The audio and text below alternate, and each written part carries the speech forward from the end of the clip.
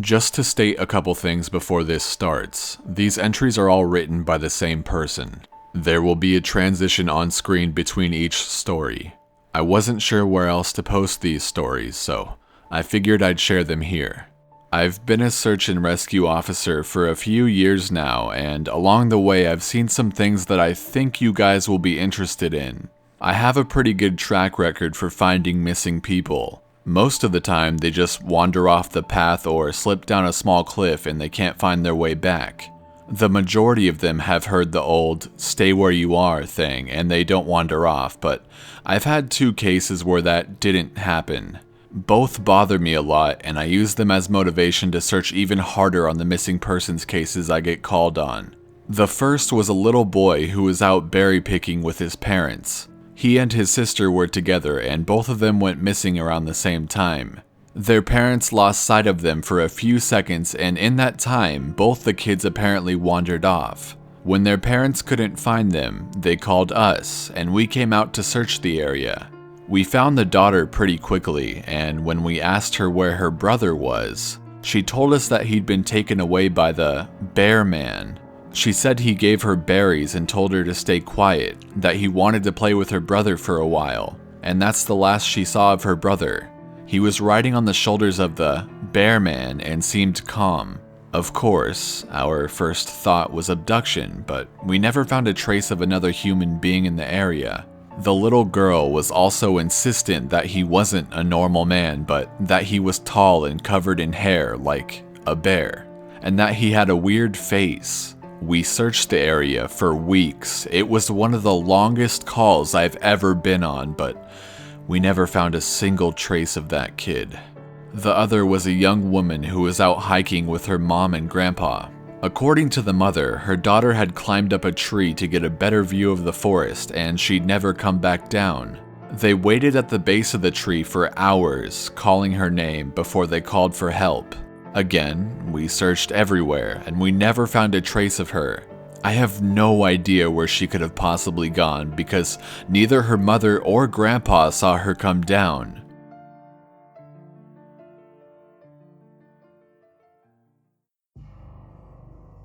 A few times, I've been out on my own searching with a canine, and they've tried to lead me straight up cliffs. Not hills, not even rock faces. Straight, sheer cliffs with no possible handholds. It's always baffling, and in those cases we usually find the person on the other side of the cliff, or miles away from where the canine had led us. I'm sure there's an explanation, but it's sort of strange. One particularly sad case involved the recovery of a body. A 9-year-old girl fell down an embankment and got impaled on a dead tree at the base. It was a complete freak accident, but I'll never forget the sound her mother made when we told her what happened.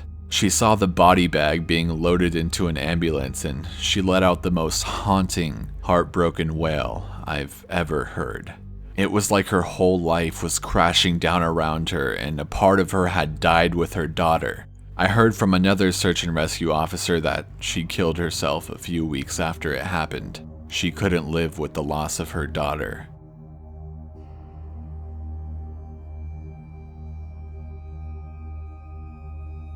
I was teamed up with another search and rescue officer because we'd received multiple reports of bears in the area. We were looking for a guy who hadn't come home from a climbing trip when he was supposed to, and we ended up having to do some serious climbing to get to where we figured he'd be.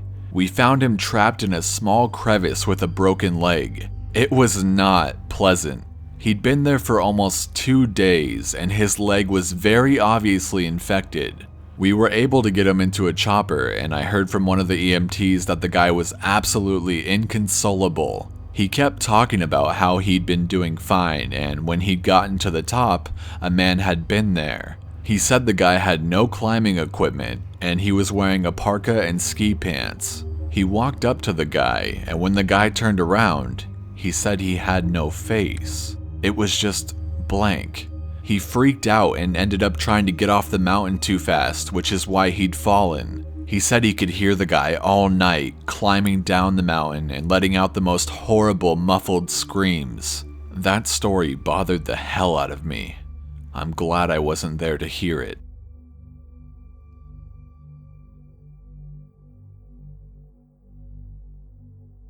One of the scariest things I've ever had happen to me involved the search for a young woman who'd gotten separated from her hiking group.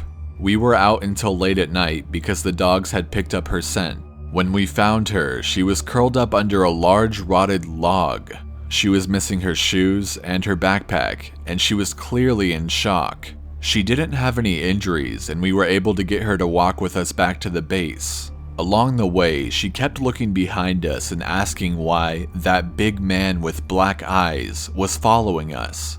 We couldn't see anyone, so we just wrote it off as some weird symptom of shock. But the closer we got to the base, the more agitated this woman got. She kept asking me to tell him to stop making faces at her. At one point, she stopped and turned around and started yelling into the forest, saying that she wanted him to leave her alone. She said she wasn't going to go with him, and she wouldn't give us to him. We finally got her to keep moving, but we started hearing these weird noises coming from all around us. It was almost like coughing, but more rhythmic and deeper. It was almost insect-like. I don't know how to describe it.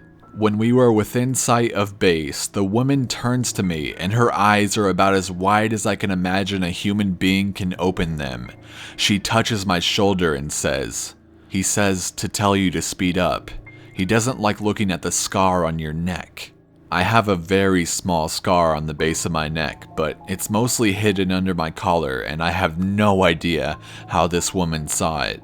Right after she says it, I hear that weird coughing right in my ear, and I just about jumped out of my skin. I hustled her to ops, trying not to show how freaked out I was, but I have to say I was really happy when we left that area that night.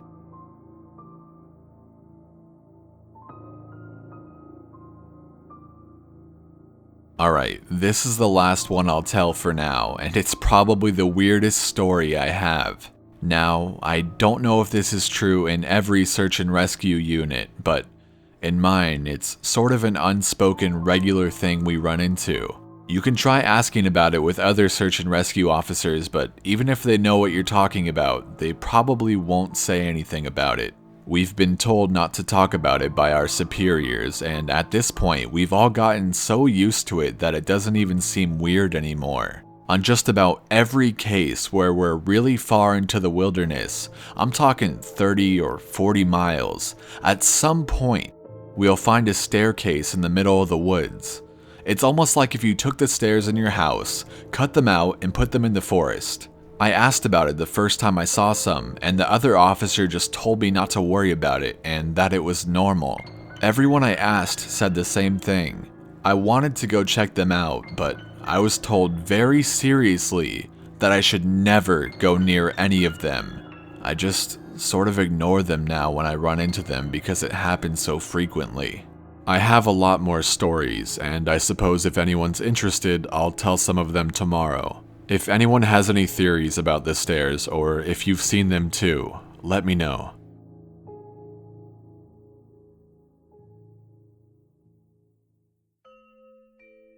So I logged back on tonight and was blown away by the staggering amount of interest this seems to have generated. First off, I'll address a few things that you guys have brought up. There's been an overwhelming amount of people mentioning the similarity between some of my stories and those of David Paulides. I assure you I'm not trying to rip him off in any way. I've got nothing but respect for the guy. He's actually what inspired me to write this because I can verify a lot of the things that he talks about. We do have a lot of these strange missing persons cases, and most of the time they aren't solved. Either that, or we find them in places they have no business being in. I personally haven't been on many calls like that, but I'll share a few that I've seen, and a story my friend told me that relates to this. There was a lot of feedback about the stairs, so I'll touch on that briefly here, and I'll also include a story. They come in a variety of shapes, sizes, styles, and conditions. Some are pretty dilapidated, just ruins, but others are brand new. I saw one set that looked like they came from a lighthouse. They were metal and spiral, almost old-fashioned. The stairs don't go up infinitely, or farther than I can see, but some sets are taller than others. Like I said before, just imagine the stairs in your house as if someone cut and pasted them in the middle of nowhere. I don't have any pictures personally. It's never really occurred to me to try again after the first time, and I don't really feel like risking my job over it, but I'll try again in the future. I can't really promise anything. A few people expressed confusion about the guy who ran into the man with no face. Just to clarify, when the climber ascended and reached the top of this peak, he saw another man in a parka and ski pants. This was the man with no face. Sorry about the confusing wording of that story. I'll try to avoid that in the future. Alright, now on to the news stories.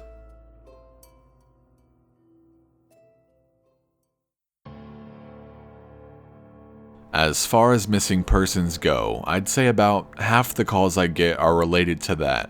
The others are rescue calls, people who fall down cliffs and hurt themselves, get injured by fire. You wouldn't believe how often this happens, mostly drunk kids. Get bitten or stung by animals or insects. We're a tight team and we have veterans who are excellent at finding signs of lost people. That's what makes these cases where we never find any trace of them so frustrating. One in particular was upsetting for all of us because we did find a trace of them, but it just led to more questions than answers. An older man had been hiking alone on a well-established trail, but his wife called to say that he hadn't come home when he should have. Apparently, he had a history of seizures, and she was worried that he hadn't taken his medication and had suffered one out on the trail. Before you ask, I have no idea why he thought it was okay to go out alone, or why she didn't go with him. I don't ask about that kind of thing because past a certain point, it really doesn't matter. Someone is missing, and it's my job to find them. We went out in our standard search formation, and it wasn't long before one of our vets found signs that the guy had gone off the trail. We grouped up and followed him, spreading out in a fan to make sure we were covering as much ground as possible. Suddenly, a call comes over the radio telling us to all head back to the vet's location and we have to come right away, because this usually means the missing person is injured and we need a full team to help get them to safety. We meet back up and the vet is just standing at the base of the tree with his hands on the side of his head. I ask my buddy what's going on and he points up into the branches of the tree. I almost couldn't believe what I was seeing, but there's a walking stick dangling from a branch at least 30 feet off the ground. The little strap thing on the handle has been looped around the branch and it's just hanging there. There's no way the guy could have tossed it up that far, and we don't see any signs that he's still in the area. We call up into the tree, but it's obvious no one's in it. We're all just sort of left scratching our heads. We keep searching for the guy, but we never find him. We even bring our canines out, but they lose his scent long before the tree. Eventually, the search is called off because there are other calls we have to attend to, and past a certain point, there's not much we can do. The guy's wife called us every day for months, asking if we'd found her husband, and it was heartbreaking to hear her get more and more hopeless each time. I'm not sure why this call in particular was so upsetting, but I think it was just the sheer improbability of it. That, and the questions that were raised. How the hell did this guy's cane end up there? Did someone kill him and toss that up there as some weird trophy? We did our best to find him, but it was almost like a taunt. We still talk about that one from time to time.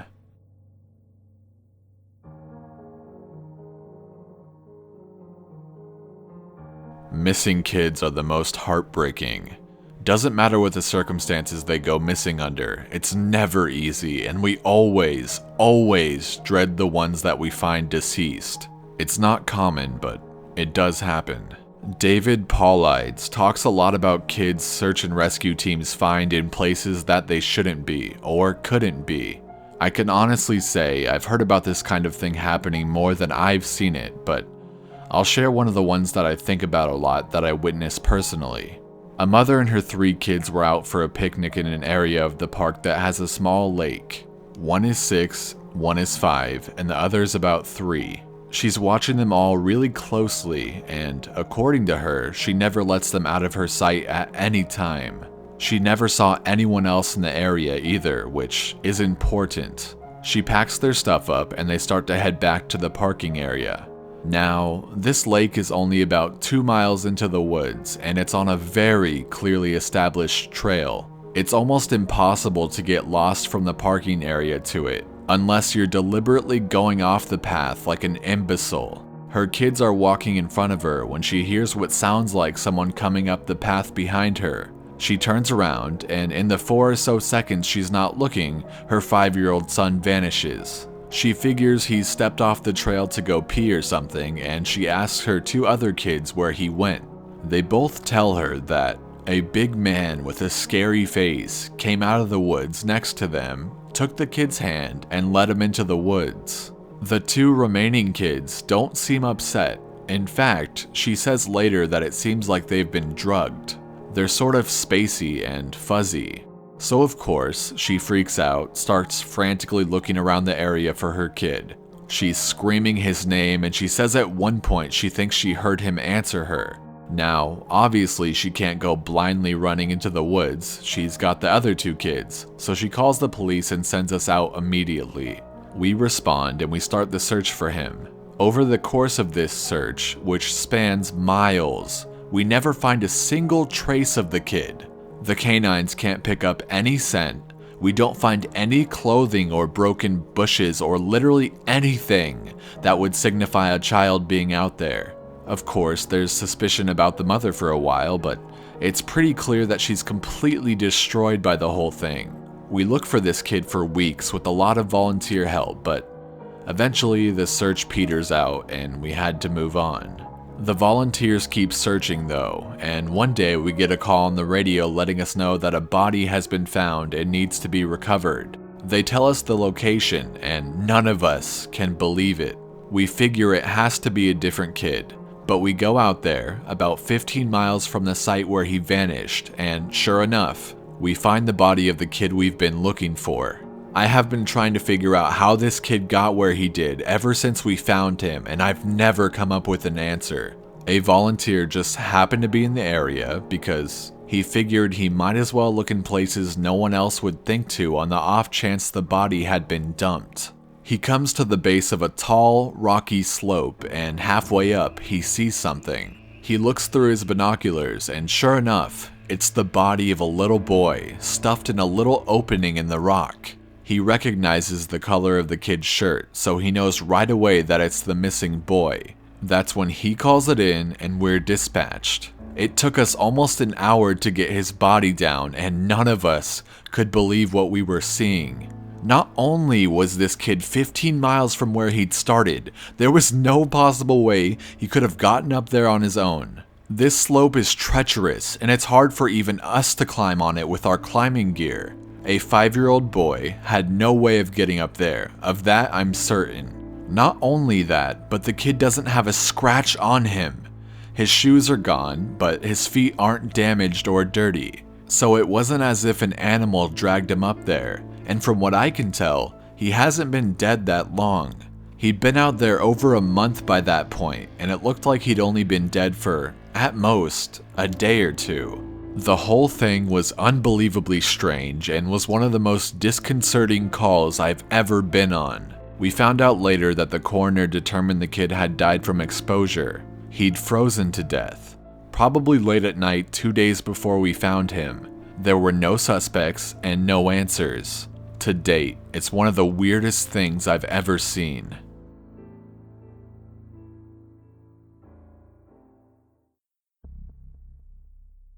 One of my first jobs as a trainee was a search op for a 4-year-old kid that had gotten separated from his mom. This was one of those cases where we knew we were going to find him because the dogs were on a strong scent trail and we saw clear signs that he was in the area.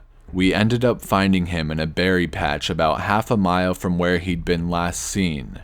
The kid wasn't even aware that he'd wandered off that far. One of the vets brought him back, which I was glad for because I'm not really good with kids, and I find it hard to talk to them and keep them company. As my trainer and I are headed back, she decides to take me on a detour to show me one of the hot spots where we tend to find missing people. It's a natural dip in the land near a popular trail, and people will usually move downhill because it's easier. We hike out there, it's a few miles away, and we get there in about an hour or so. As we're walking around the area, and she's pointing out places she's found people in the past, I see something in the distance. Now, this area we're in is about 8 miles from the main parking area, though there's back roads you can take to get closer if you don't want to hike that far. But we're on state-protected land, which means there can't be any kind of commercial or residential development out here. The most you'll ever see is a fire tower or makeshift shelter that homeless people think they can get away with building. But I can see from here that whatever this thing is has straight edges, and if there's one thing you learn quickly, it's that nature rarely makes straight lines. I point it out, but she doesn't say anything. She just hangs back and lets me wander over and check it out. I get within about 20 feet of it, and all the hair on the back of my neck stands up. It's a staircase in the middle of the fucking woods. In the proper context, it would literally be the most benign thing ever. It's just a normal staircase with beige carpet and about 10 steps tall. But instead of it being in a house, where it obviously should be, it's out here in the middle of the woods. The sides aren't carpeted, obviously, and I could see the wood it's made of. It's almost like a video game glitch where the house has failed to load completely and the stairs are the only thing visible. I stand there, and it's like my brain is working overtime to try to make sense of what I'm seeing. My trainer comes and stands next to me, and she just stands there casually, looking at it as if it's the least interesting thing in the world. I ask her what the fuck this thing is doing here, and she just chuckles. "Get used to it, rookie. You're gonna see a lot of them," she says. I start to move closer, but she grabs my arm. Hard. "I wouldn't do that," she says. Her voice is casual, but her grip is tight, and I just stand there looking at her. "You're gonna see them all the time, but don't go near them. Don't touch them, don't go up them, just ignore them." I start to ask her about it, but something in the way she's looking at me tells me that it's best if I don't. We end up moving on, and the subject doesn't come up again for the rest of my training. She was right though. I'd say about every 5th call I go on, I end up running across a set of stairs. Sometimes they're relatively close to the path, maybe within 2 or 3 miles. Sometimes they're 20, 30 miles out, literally in the middle of nowhere, and I only find them during the broadest searches or training weekends. They're usually in good condition, but sometimes it looks like they've been out there forever. All different kinds, all different sizes. The biggest I ever saw looked like they came out of a turn-of-the-century mansion and were at least 10 feet wide, with steps leading up at least 15 or 20 feet. I've tried talking about it with people, but they just give me the same response my trainer did. "It's normal. Don't worry about it. They're not a big deal, but don't go close to them or up them." When trainees ask me about it now, I give them the same response. I don't really know what else to tell them. I'm really hoping someday I get a better answer, but it hasn't happened yet.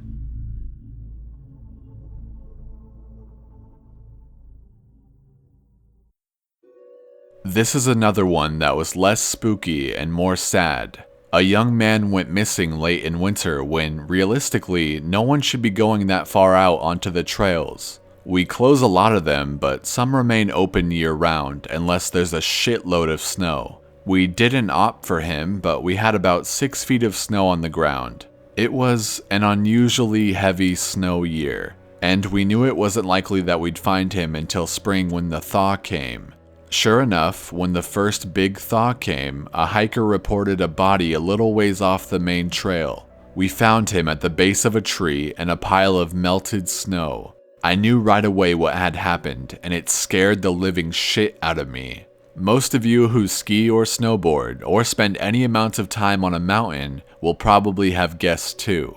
When snow falls, it doesn't collect as thick in the areas beneath the branches. It happens most with fir trees because they have a sort of closed umbrella shape. So what you end up with is a space around the base of a tree that's filled with a mixture of loose, powdery snow, air, and branches. They're called tree wells, and they're not immediately obvious if you don't know what you're looking for. We put up signs in the welcome center, big ones, letting people know how dangerous they are. But every year that we get an unusual amount of snow, at least one person doesn't read them or doesn't take the warning seriously, and we find out about it in the spring. My best guess is that this young man was hiking and got tired, or maybe a cramp from walking in the deep snow. He went to go sit at the base of a tree, not knowing that there was a tree well, and fell in. He got stuck with his feet up, and the surrounding snow caved in around him. Unable to free himself, he suffocated. It's called snow immersion suffocation, and it doesn't usually happen except in really deep snow. But if you get stuck in a weird position, like this guy did, even 6 feet of snow can be lethal. What scared me the most was imagining how he must have struggled. Upside down, in the freezing cold, he didn't die quickly. The snow would have formed a dense, heavy pile on top of him, and it would have been literally impossible to get out. As it got harder to breathe, he would have known what was happening. I can't even imagine what he was thinking in his last moments.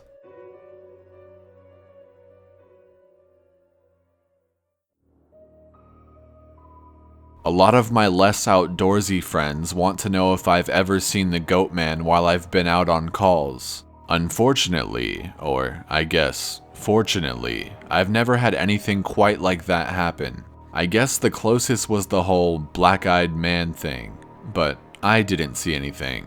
However, there was one call where I had something kind of similar happen, but I'm not sure I'm willing to chalk it up to the Goat Man.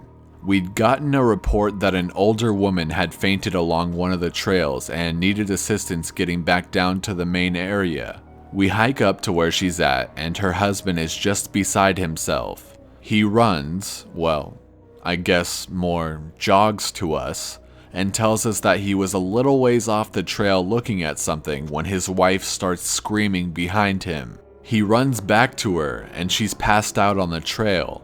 We get her on the backboard, and as we're getting her down to the welcome center, she comes to and starts screaming again. I calm her down and ask what happened. I can't remember verbatim what she said, but essentially, what happened was, she had been waiting for her husband when she started hearing this really weird sound. She said it sounded sort of like a cat, but it was off somehow, and she couldn't quite figure out why. She went a little ahead to try and hear it better, and it sounded like it was coming closer. She said the closer it got, the more uneasy she was, until she finally figured out what was wrong. I do remember this next part, because it was so weird that I don't think I could ever forget it if I tried. It wasn't a cat. It was a man saying the word meow over and over, but it wasn't a man. It couldn't have been, because I've never heard a man make his voice buzz like that. I thought my hearing aid was going out, but it wasn't. I adjusted it and it still sounded all buzzy. It was awful. He was coming closer, but I couldn't see him. And the closer he got, the more scared I was. And the last thing I remember was a shape coming out of the trees. I guess that's when I fainted.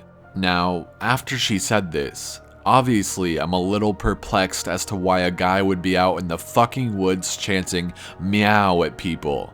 So once we get down the mountain, I tell my superior that I'm going to go search the area to see if I can find anything. He gives me the go-ahead, and I grab a radio and hike back to where she fainted. I don't see anyone, so I keep going out about a mile more, and when I head back I go off the trail to see if I can figure out where she saw him coming from. It's almost sunset by this point, and I don't have any desire to be out at night alone. So I just sort of write it off and make a mental note to check it out again tomorrow. But as I'm headed back, I start to hear something in the distance. I stop, and I call out for anyone in the immediate area to identify themselves. The sound didn't come closer or get louder, but it sounded exactly like a man saying meow in this really odd monotone. As comical as it may sound, it was almost like that guy on South Park with the electrolarynx, Ned. I go off the trail in the direction I think it's coming from, but I never seem to get closer. It's almost like it's coming from all directions. Eventually, it just sort of fades out, and I ended up going back to the welcome center. I didn't get any further reports like that, and even though I went back to that area, I never heard that exact sound again. I suppose it could have been some stupid kid out there fucking with people, but even I have to admit, it was weird. Since it seems like all of you would like to hear more, tomorrow I'll write as much stories as I can, and I'll include my friends' stories, and I'll see if I can get a hold of a few more people who might have interesting things to talk about.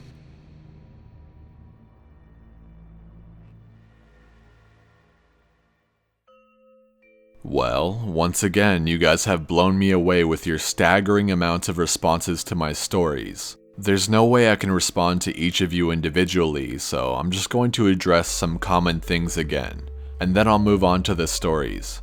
I'm going to write as much as I can think of in addition to my friends' stories, and I will probably not update again until I get a chance to answer some questions that I have myself for my superiors. Alright, so the common questions I found you all had. No, I'm not comfortable talking about where exactly I work, unfortunately. In all reality, some of the things I've mentioned here could get me in a lot of trouble or fired, so it's best if I don't discuss too much. I will say that I'm in the United States, and in an area that is comprised of a great deal of wilderness. We're talking hundreds of miles of thick forest with a mountain range and a few lakes. There is still a great amount of interest in the stairs, and luckily for you guys, my friend has a story that I think you'll all be very interested in. I'll go into that more at the end of this update. As for whether or not I have ever thought of asking my superiors about them, I have, but again, I don't want to risk my job. However, one of my former superiors no longer works as a search and rescue officer, and it's possible that he may be willing to talk to me about it. I'll be speaking to him later in the week, and I will let you all know what comes of that. As far as advice on becoming a search and rescue officer goes, I think the best advice I can give you is to contact your local Forest Service office and see if they offer any training courses or what the qualifications are. I've been doing this for years, and I started out as a volunteer helping on search and rescue operations. It's a great job despite the occasional tragic situations, and I wouldn't want to do anything else. Alright, let's move on to the stories now.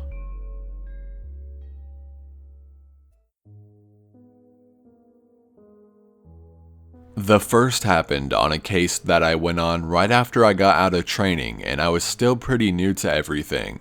Before I took this job, I was a volunteer, so I had a basic idea of what to expect. But on those calls, you're mostly dealing with finding lost people after vets have found signs of them. As a search and rescue officer, you go out for all kinds of cases, from animal bites to heart attacks. This case got called in early in the morning from a young couple who were up on one of the trails that goes by the lake. The husband was completely hysterical, and we couldn't really figure out what was going on. We could hear the woman screaming in the background, and he was begging us to come up there right away. When we get there, we see him holding his wife, and she's got something in her arms. She's screaming these awful, almost animal-like screams, and he's sobbing. He sees us, and he screams at us to go help them and to please get an ambulance up there. Now, obviously we can't just drive an ambulance up the walking path, so we ask him if his wife needs help or if she can walk on her own. He's still hysterical, but he manages to tell us that it's not his wife that needs help. I go over while one of the vets tries to calm him down, and I ask his wife what's going on. She's rocking back and forth, holding something, and just shrieking over and over again. I crouch down and see that whatever she's holding is covering her with blood. That's when I notice the sling on her front, and my heart sinks. I ask her to tell me what's going on, and I sort of pry her arms gently open so I can see what she's holding. It's her baby, obviously dead. His head is caved in on one side and he's covered in scratches. Now, I've seen dead bodies before, but something about this whole situation just hit me really hard. I have to take a second to compose myself, and I get up to go get one of the other vets who's standing by.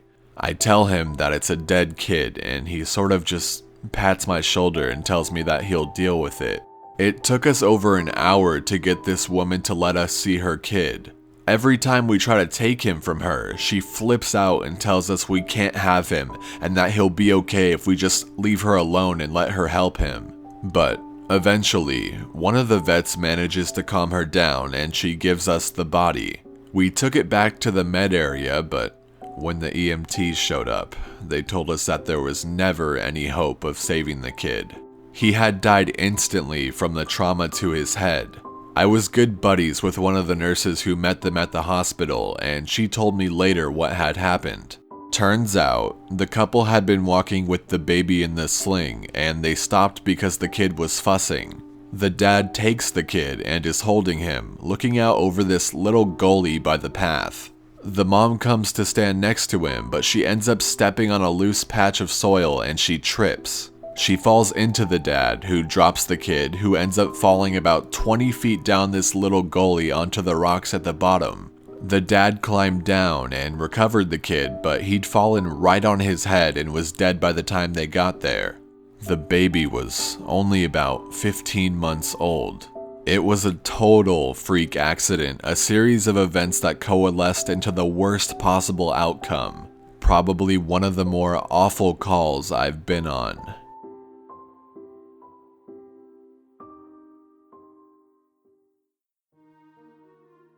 I haven't seen a lot of animal bites in my time as a search and rescue officer, mostly because there aren't that many animals that come around the area. While there are bears in the area, they tend to stay pretty far away from people, and sightings are highly unusual. Most of the animals you'll see are the small ones, like coyotes, raccoons, or skunks. What we do see frequently, though, are moose. And let me tell you, moose are nasty fuckers. They'll chase after anything for any reason, and God help you if you get in between a female and its baby. One of the more amusing calls was a guy who'd gotten chased down by an absolutely massive male moose and was stuck up in a tree. Took us almost an hour to get him down, and when he was finally on solid ground again, he looks at me and says, "God damn, them fuckers is big up close." I guess that's not really a scary story, but we still laugh about that one.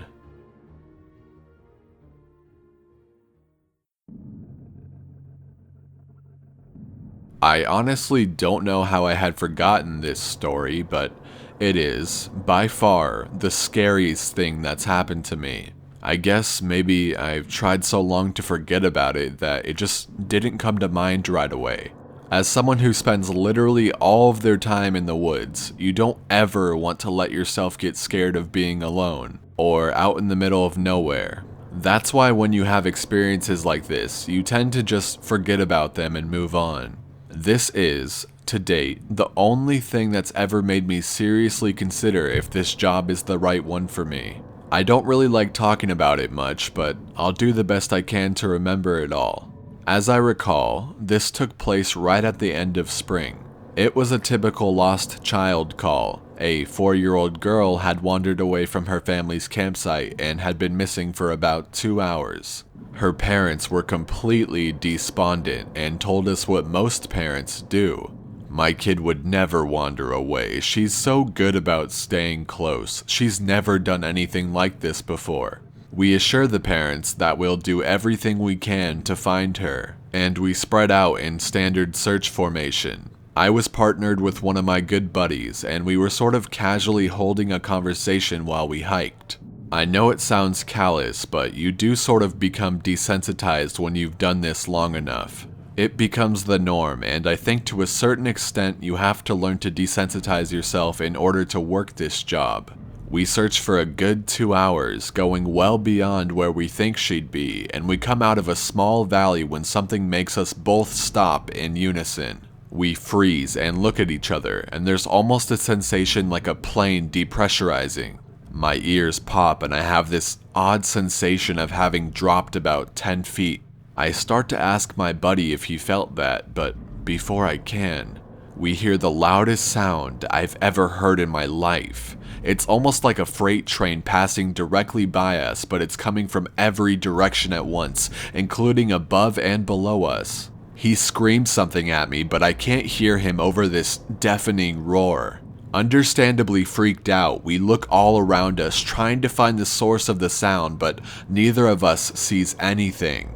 Of course, my first thought is a landslide, but we're not near any cliffs, and even if we were, it would have hit us by now. The sound goes on, and we're trying to yell to each other, but even standing close together, we can't hear anything but this sound. Then, as suddenly as it started, it stops, like someone flipped a switch and cut it off. We stand there for a second, perfectly still, and slowly, normal sounds of the woods come back. He asks me what the fuck just happened, but I just kind of shrug, and we stand there looking at each other for a minute.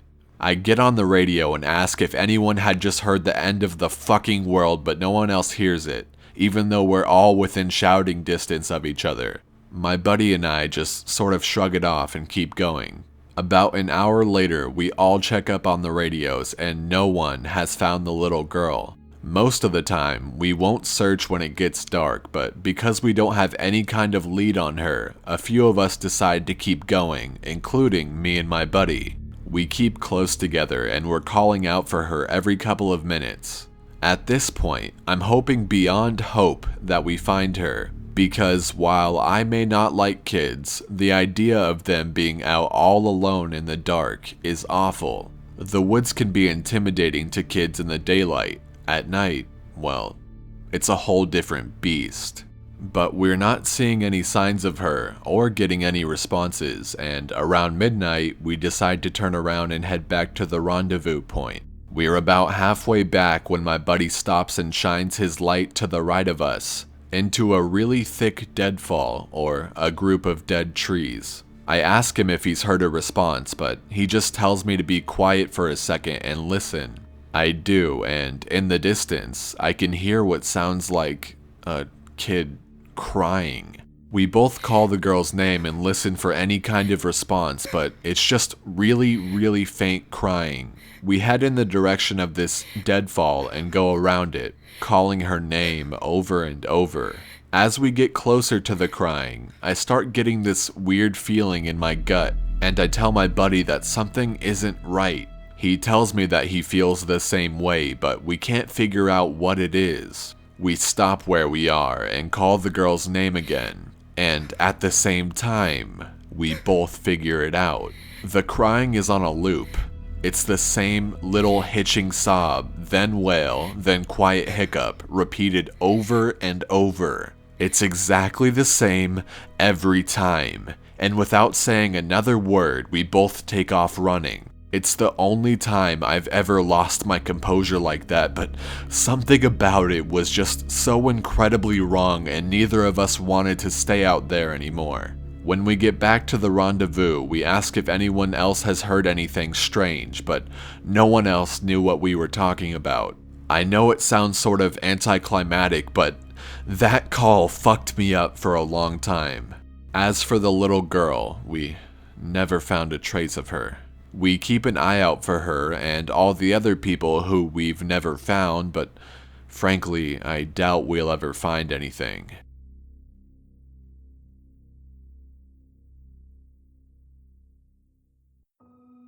Of all the missing persons calls I've gone out on, only a handful have ever resulted in complete disappearance, meaning no trace of the person and no body was ever found. But sometimes, finding a body just leads to more questions than answers. Here's a list of some of the bodies we've found that have become infamous in our team. A teenage boy whose remains were recovered almost a year after he vanished. We found the top of his skull, 2 finger bones, and his camera almost 40 miles from where he was last seen. The camera, sadly, was destroyed. The pelvis of an older man who had vanished a month earlier, that was all we found. The lower jaw and right foot of a 2-year-old boy on the highest peak of a ridge in the southern part of the park. The body of a 10-year-old girl with Down syndrome almost 20 miles from where she'd vanished. She had died of exposure 3 weeks after going missing, and all of her clothes were intact except for her shoes and jacket. There were berries and cooked meat in her stomach when they did the autopsy. The coroner said it appeared as if someone had been taking care of her. There were no suspects ever identified. The frozen body of a 1-year-old baby found a week after vanishing in the hollowed trunk of a tree 10 miles from where he was last seen. There was fresh milk found in his stomach, but his tongue was gone. A single vertebrae and right kneecap of a 3-year-old girl found in the snow almost 20 miles from the campground her family had been at the previous summer. Now, on to a couple of the stories that my friend told me.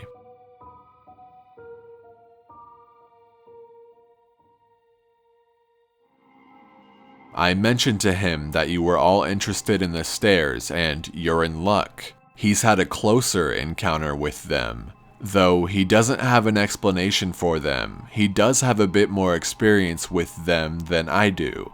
My buddy has been a search and rescue officer for about 7 years. He started when he was a junior in college, and he had a very similar experience when he first encountered the stairs. His trainer told him almost the same thing mine did, which was to never go near, touch, or go up them. For the first year, he did just that, but apparently his curiosity got the better of him, and on one call, he broke away from the line and he went to go check a set of them out. He said they were about 10 miles from the path where a teenage girl had vanished, and the dogs were following a scent.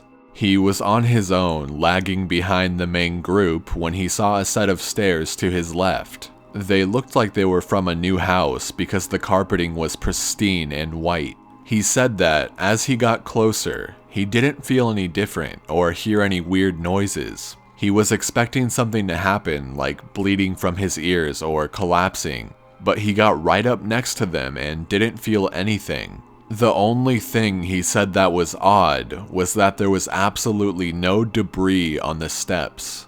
No dirt, leaves, dust, anything. And there didn't appear to be any signs of animal or insect activity in the immediate area, which he found strange. It was less like things were avoiding them and more like they just happened to be in a relatively barren part of the forest. He touched the stairs and didn't feel anything except that sort of sticky feeling you get from new carpet. Making sure his radio was on, he slowly climbed the stairs. He said it was terrifying because the way they'd been stigmatized, he wasn't really sure what was going to happen to him. He joked around that half of him expected to be teleported to some other dimension and the other half was watching for a UFO to come swooping down. But he got to the top with little event and he stood there looking around. But he said the longer he stood on the top step, the more he felt like he was doing something very, very wrong. He described it as the feeling you would get if you were in part of a government building you had no business being in. As if someone was going to come and arrest you or shoot you in the back of the head at any second. He tried to brush it off, but the feeling got stronger and stronger. And that's when he realized he couldn't hear anything anymore. The sounds of the forest were gone, and he couldn't hear his own breathing. It was like some kind of weird, awful tinnitus, but more oppressive. He climbed back down and rejoined the search, and didn't mention what he'd done. But he said the weirdest part came after. His trainer was waiting back at the welcome center after the search ended for the day, and he cornered my buddy before he could leave. He said his trainer had this look of intense anger, and he asked what was wrong. "You went up them, didn't you?" My buddy said it wasn't phrased as a question. He then asked how his trainer knew. The trainer just shook his head. "Because we didn't find her. The dogs lost her scent." My buddy asked what that had to do with anything. The trainer asked how long he'd been on the stairs, and my buddy said no more than a minute. The trainer gave him this really awful, almost dead-eyed look, and told him that if he ever went up another set of stairs again, he would be fired immediately. The trainer walked away, and I guess he's never answered any of the questions my buddy has asked him about it since.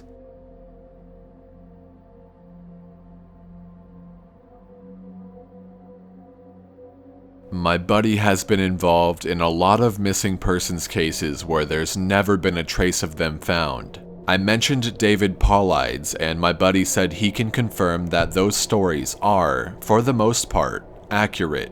He said that most of the time, if the person isn't found right away, they're either never found or they're found weeks, months, or years later, and in places they can't possibly have gotten to. One story he told me really stood out that involved a 5-year-old boy with a severe mental disability. The little boy vanished from a picnic area in the late fall. In addition to the mental disability, he was also physically handicapped, and his parents explained over and over that he simply could not have vanished. It was impossible. Someone had to have taken him. My buddy said they searched for this kid for weeks, going miles out of the accepted range, but it was like he'd never been there. The dogs couldn't pick up his scent anywhere, not even in the picnic area where he'd apparently vanished from. Suspicion fell on the parents, but it was pretty clear that they were devastated and hadn't done anything sinister to their kid. The search was concluded about a month later, and my buddy said everyone had pretty much forgotten about it by later in the winter. He was out on a training op in the snow on one of the higher peaks when he came across something in the snow. He said he saw it from far away at first, and when he got closer, he realized it was a shirt, frozen and sticking part way out of the powder. He recognized it as belonging to the kid because it had a distinctive pattern. About 20 yards away, he found the kid's body, laying partially buried in the snow. My buddy said there was no way the kid had been dead for any more than a few days, even though he'd been missing for almost 3 months. The kid was curled around something, and when my buddy brushed off the snow to see what it was, he said he almost couldn't believe what he was seeing. It was a big chunk of ice that had been carved crudely to look sort of like a person. The kid was holding it so tight that it had frostbitten his chest and hands, which my buddy could tell even with the decay that had taken place. He radioed the rest of the crew and they took the body off the mountain. Now, he recapped all of this for me, and to put it simply, there was no way this kid could have survived for almost 3 months on his own or have gotten to this peak. There was no physical way this child could have walked almost 50 miles and ended up on the top of a goddamn mountain. To top it off, there was nothing in the kid's stomach or colon. Nothing. Not even water. It was like my buddy said. The kid had been taken off the face of the earth, put in suspended animation, and dropped on this mountain months later, only to die of exposure. He's never really gotten over that one.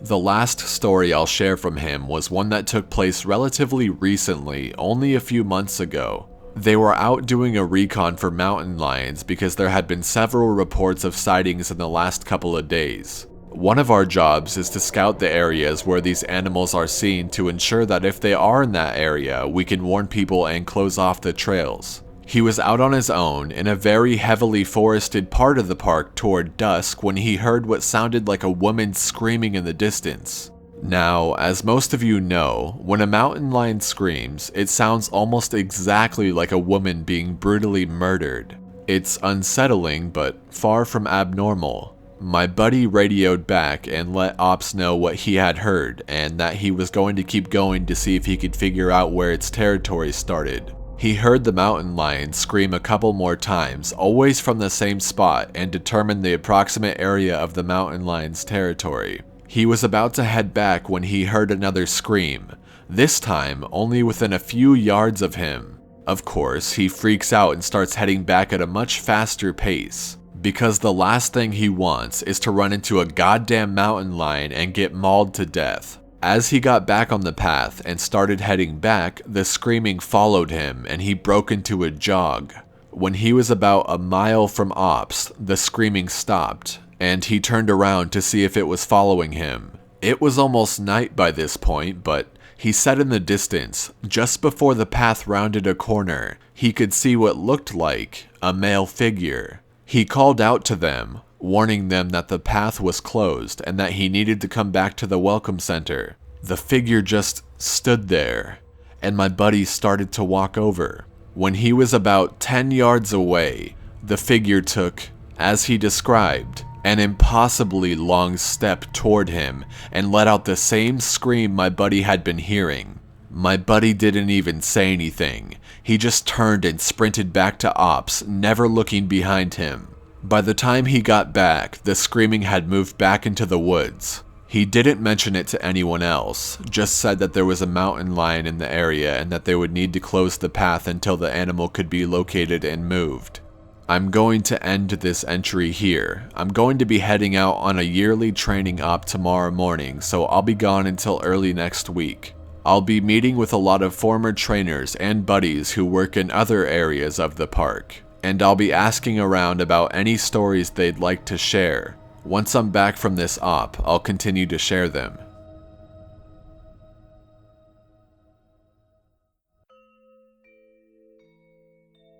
Hey guys, I'm back from my training op, and I have a lot of really interesting stories to share with you.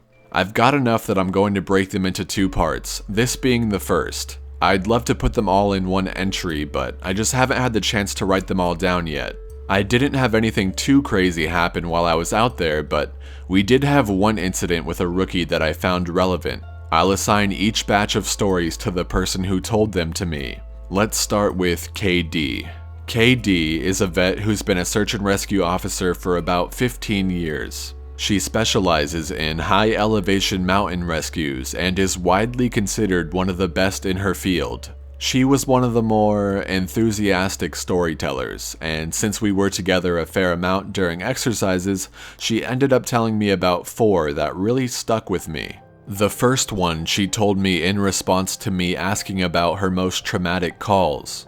She shook her head and told me that really bad calls happen more frequently on the mountain since the potential for nasty accidents is higher. About 5 years ago, one of the parks she worked at had a string of disappearances. It was a bad year, she said. One of the worst on record as far as weather went.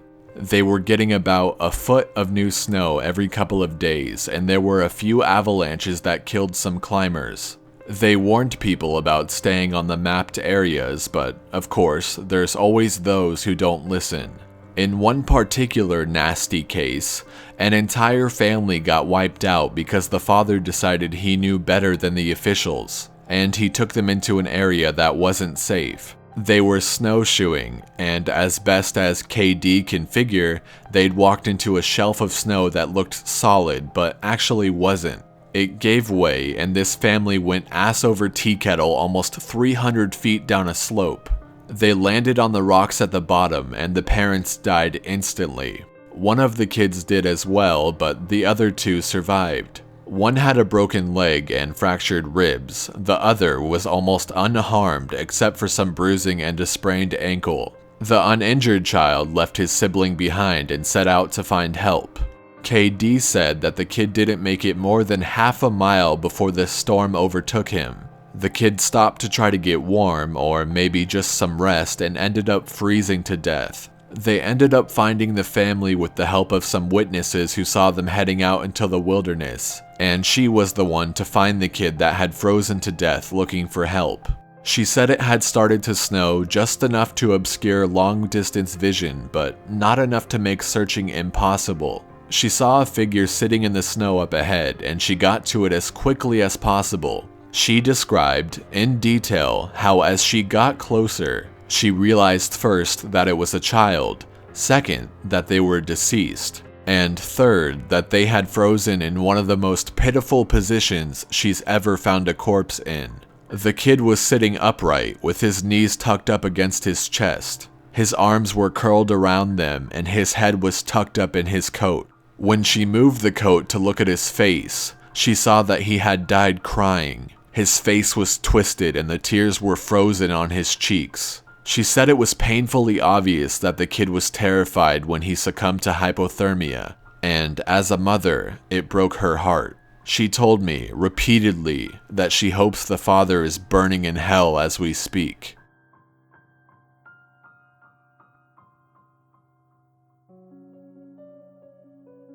The other traumatic story she told me that stood out, in my mind, was one that happened when she was a rookie. Her team got a report of an experienced climber who hadn't come home the previous day. His wife was convinced that something bad had happened because he'd never failed to come home on time. They went out looking for him and had to climb what sounded like some very technically challenging parts of the mountain. They got to a relatively flat area and KD started seeing blood in the snow. She followed the trail, and as she went, she started seeing little bits of tissue.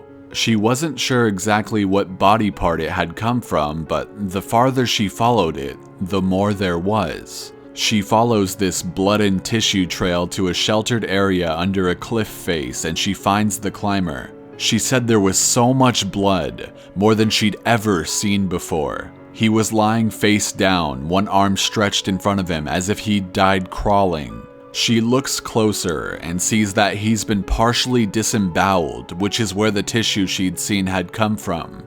The guy has an ice pick tucked into a hip holster and it's covered in blood.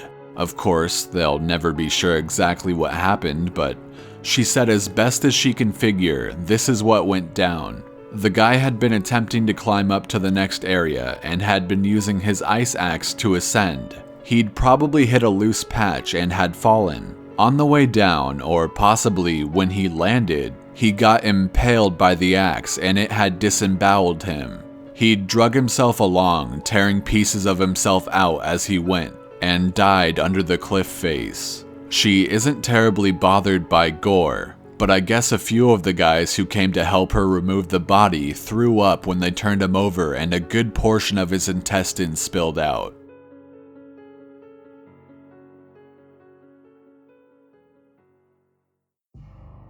I mentioned to her that I was interested in hearing about any experiences she had with people completely disappearing. Her eyes light up and she leans in close to me.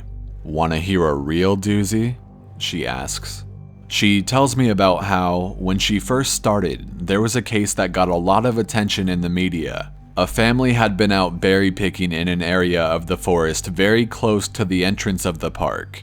They had 2 little boys, both under the age of 5, and at some point during the day, one of them vanishes. There's an absolutely massive search and they find absolutely nothing. It's another one of those cases where it's like the kid was never there in the first place. The dogs just sit down and don't pick up on anything. No trace of the kid is found. The search goes on for about 2 months but is eventually called off. Fast forward to 6 months later. The family comes back to place flowers at a memorial that's been set up for the kid. They bring their other son. While they're placing the flowers, they lose sight of the kid for about 3 seconds. And in that span of time, he vanishes into thin air. Now, obviously, the parents are beyond devastated. It's awful enough to lose 1 child, but to lose 2 is beyond imagining. The search is huge, one of the largest in state history. There are about 300 volunteers combing every inch of this park looking for the kid. But, again, there's no trace of him. The search goes on for about a week, with people looking miles from the part of the park he vanished from. And then, almost 2 weeks later, a volunteer about 15 miles from the designated search area radios in that he's found the kid. They assume that the kid was dead, but the volunteer says he's not only alive, but he's in good shape too. KD and her team go out to recover the kid, and when they get there, she can't believe that this is the same kid that's been missing. His clothes are clean, there's no dirt on him anywhere, and he doesn't appear traumatized. The volunteer says he found the kid sitting on a log, playing with a little twig bundle that's bound together with some old rope. KD asks him where he's been, and who he was with for 2 weeks, and the kid tells her that he's been with the Fuzzy Man. Now, KD firmly believes in Bigfoot, so she gets all excited and asks what he means by fuzzy. Was he hairy? But the kid says no, he wasn't hairy. He was a fuzzy man, and he describes a man that's blurry, like when you close your eyes but not all the way closed. He says the man came out of the trees and took the kid with him deep into the woods. The kid says he slept in a hollow tree and the fuzzy man gave him berries to eat. KD asks if the man was mean, if he scared the kid, and the kid says, no, he wasn't scary, but I didn't like how he didn't have eyes. KD says they get the kid back to headquarters and a cop takes him into town to talk to him more about what happened. She's friends with the cop that talked to him, and she said the kid described being kept in this tree by the fuzzy man and given berries whenever he was hungry. He was allowed to wander around in a very specific clearing, but when he tried to go further, the fuzzy man would get mad and yell real loud even though he didn't have a mouth. When the kid got scared at night, the fuzzy man made it go brighter and gave him the twig bundle. He said the fuzzy man was going to keep him, but he had to let him go because the kid wasn't the right kind. He either can't or won't elaborate more on that. The cops are just sort of left scratching their heads, and the search for his brother is renewed with no results. The kid has no idea where his brother might be, and they never find him.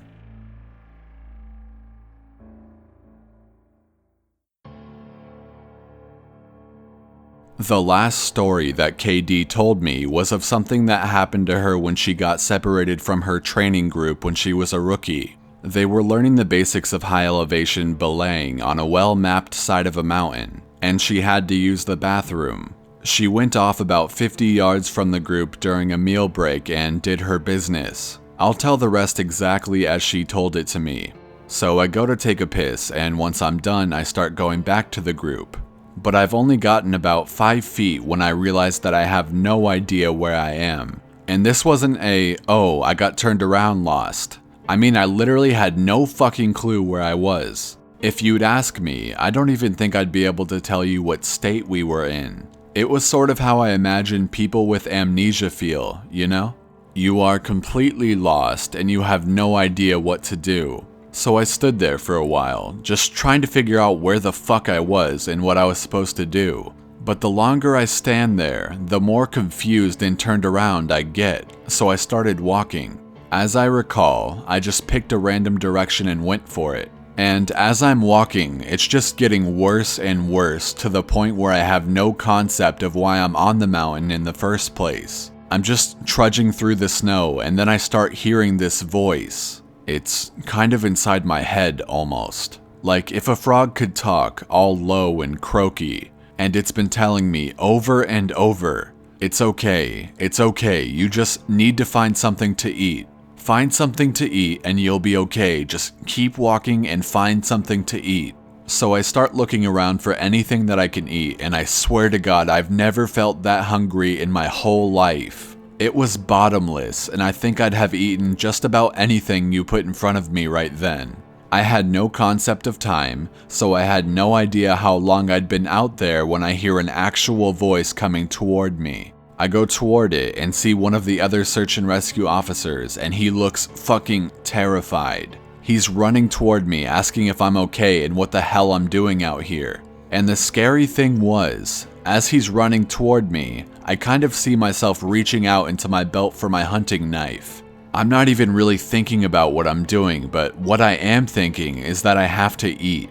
If I don't eat, I'll never be okay again, so I just have to eat. He sees me doing that and he backs off right away. He yells at me to put my knife away and that he's not gonna hurt me. And that's what kind of snaps me back. All of a sudden, I know exactly where I am and I put the knife away. I run to him and ask him how long I've been gone for, thinking he'll tell me I've been gone for about half an hour or so. But he tells me I've been gone for 2 fucking days. I've gone over 2 peaks and ended up almost on the other side of the mountain, and if I'd kept going, I would have ended up wandering into about 300 miles of wilderness. They would have never found me. He can't believe I'm not dead, and of course I don't know what the fuck to think. To me, no time has passed at all. I don't say anything, I just go back with him to a rendezvous point and I'm taken back to HQ to be airlifted to the hospital. When I get there, they do all kinds of tests and try to figure out what happened.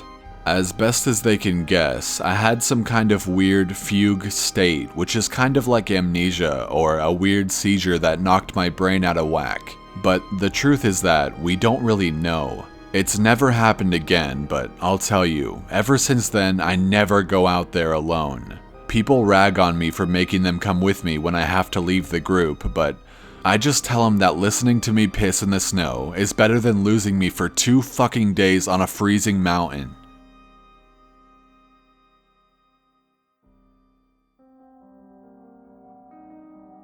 The next person I talked to was EW, a former trainer who now works as an EMT. He still comes to ops like this to help out, but doesn't work full-time for us anymore. He specialized in finding lost kids. He just seemed to have a sixth sense when it came to knowing where they'd gone. He's a legend among the senior vets, but he gets embarrassed if you compliment him on his work. He sat down with me at dinner one evening and we ended up swapping stories. Most of them were just casual, but when we got on the subject of our more weirder calls, I mentioned that I had a buddy who had went up a set of stairs. He got kind of quiet and asked me if I'd heard of a little boy who disappeared from his park a few years back.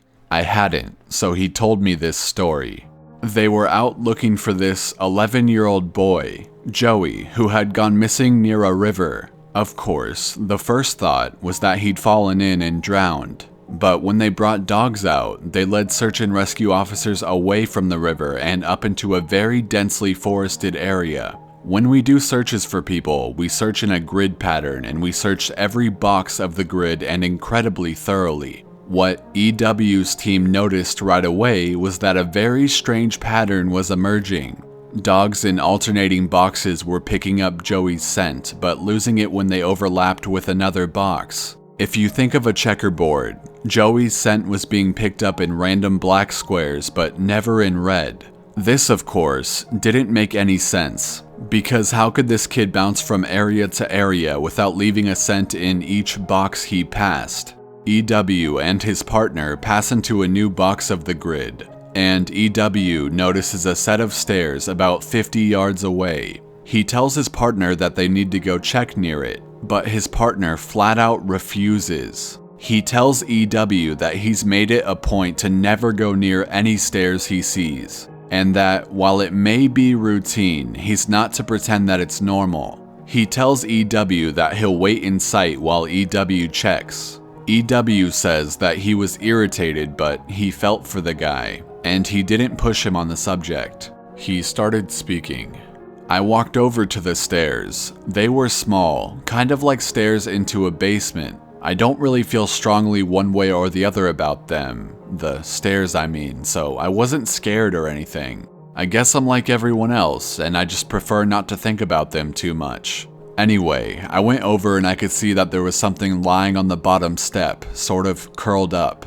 My heart sinks because, of course, you always hope for the best. And we were confident that we'd find this kid alive because he'd only been missing for a few hours. But I knew right away that it was him and that he was dead. He was curled up in a little ball on the step, holding his stomach. It looked like he'd been in horrible pain when he died, but I didn't see any blood, except some on his lips and chin.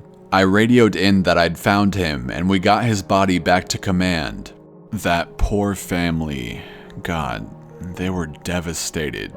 The parents couldn't understand how he'd been dead, cause he'd only been gone for such a short amount of time. And on top of that, we didn't have any obvious cause of death, which made it worse. I figured he'd probably eaten something poisonous since he was holding his stomach when I found him, but I didn't want to guess. It's hard enough to hear that your kid is dead, let alone some stupid search and rescue guy guessing about what happened. They took him away and I went home and tried not to think about it. I hate finding dead kids, man. I loved this job, but it's one of the reasons I left. I've got 2 daughters, and the thought of losing them that way just... He choked up a little bit here. I'm not great with emotional stuff like that, and it's always sort of awkward to see a grown man cry, so I didn't really know what to do. He pulled himself together eventually though, and he kept going.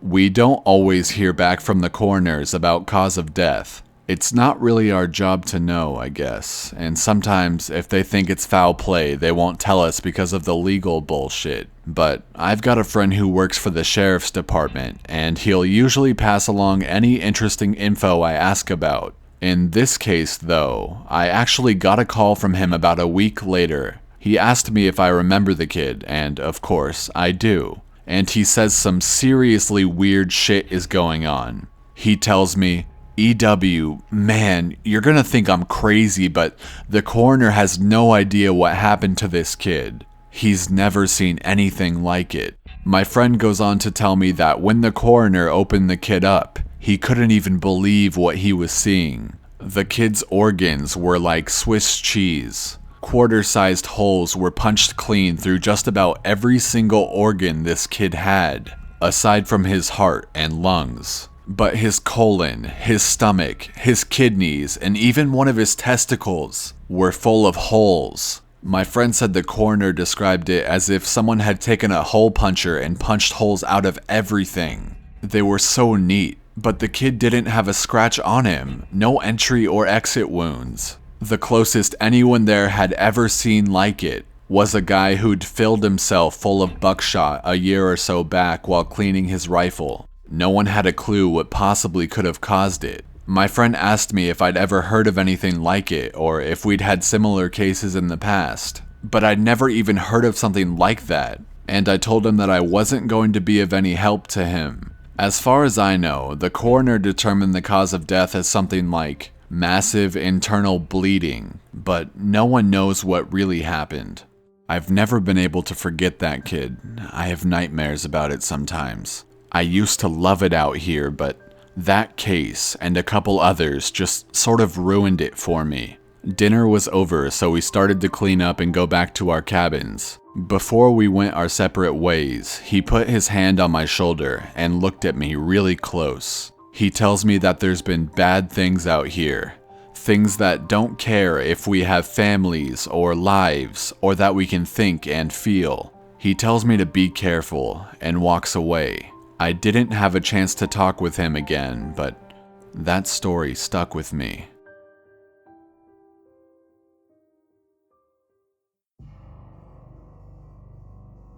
By pure coincidence, I got to talk to another vet, PB, who's been in the search and rescue field for years. We were partnered on a grid sweep during a training exercise, and we were chatting casually about how we liked the job, what kinds of things we'd seen, and stuff like that. At one point, we passed an old set of stairs, though these were probably an old fire lookout, given the area that we were in. I sort of casually mentioned that I was curious about the stairs, and that I wished I knew more about them. He got kind of quiet and looked like he wanted to tell me something, but wasn't sure if he should. Finally, he told me to turn my radio off. Obviously, this is something we are never, ever supposed to do, but I did it, and he did the same. About 7 years ago, he tells me, he was out on a call with a rookie. They were in an area of the park that's had a lot of strange reports and events. Disappearances, stories about lights in the forest, odd noises, things like that. The rookie was totally spooked, kept going on and on about things in the woods. According to PB, the guy wouldn't stop talking about the Goat Man. Just on and on, Goat Man this and Goat Man that. Finally, I told him that there was plenty else to be afraid of out here that was very real, and that he'd better get over this thing with the Goat Man. The rookie wanted to know what kinds of things I was talking about, and I just told him to shut up and walk. We crested a little ridge, and there was a staircase about 10 yards ahead. The rookie stops dead in his tracks and just stands there looking at them. I tell him, see? That's something you should be afraid of. The rookie asks me what the hell these things are doing out here, and for some reason, I just open up and tell him the truth, or what I've been told is the truth. I could have gotten in a lot of trouble for doing what I did, and I could get in a lot of trouble for repeating it to you. But you're a nice kid, and I want you to stop looking into this. Please, just quit while you're ahead. So, I'll tell you what I know, under the condition that you never breathe a word of this to the sups.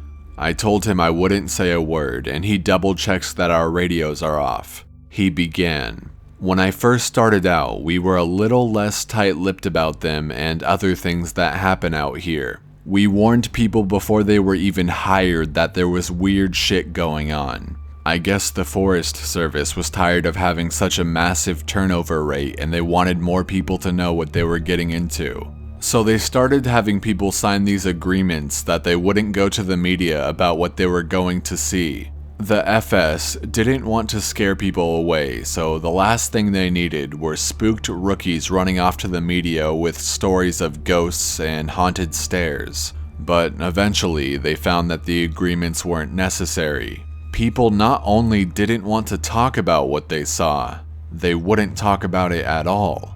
A few times, media tried to talk to people when kids or hikers would disappear and no one would say a word. I can't really explain it. I guess we just don't really want to admit anything is wrong. This is our job, to be out in the woods every single day. We don't need to be spooked, and the best way to avoid that is to pretend like everything's okay. So, I'll tell you everything I can think of, and after that, I'm done talking about it for good. And I expect you not to bring it up around me. Ever.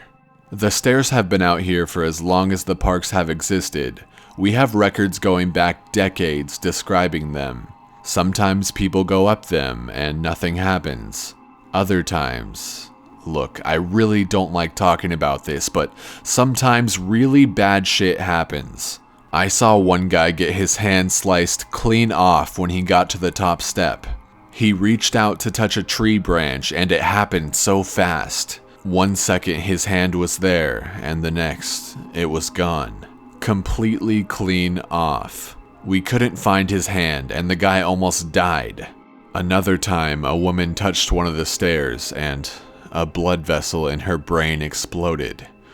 Literally exploded like a water balloon.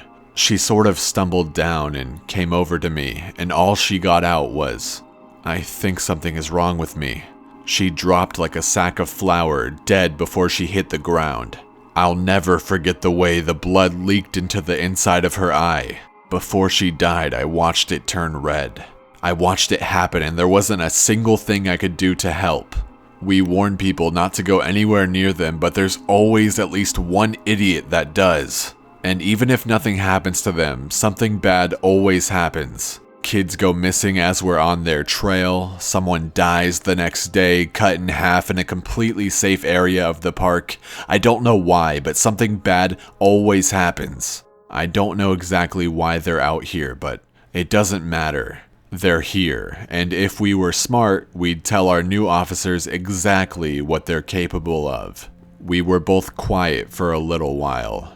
I was afraid to talk because I wasn't even sure if he was done. He looked like he wanted to say something else. Finally, he spoke up again. "Have you ever noticed how you can't find the same ones twice?" I nodded, expecting him to continue, but he just stayed quiet, walking alongside me. And eventually he started a story about the biggest deer he'd ever seen in the park. I didn't bring up the subject again, and I didn't press him for any more stories. He dropped out of the op the next day. Apparently he left before the sun came up. He said he was sick. None of us have heard from him since he left. I'm going to stop here for the time being.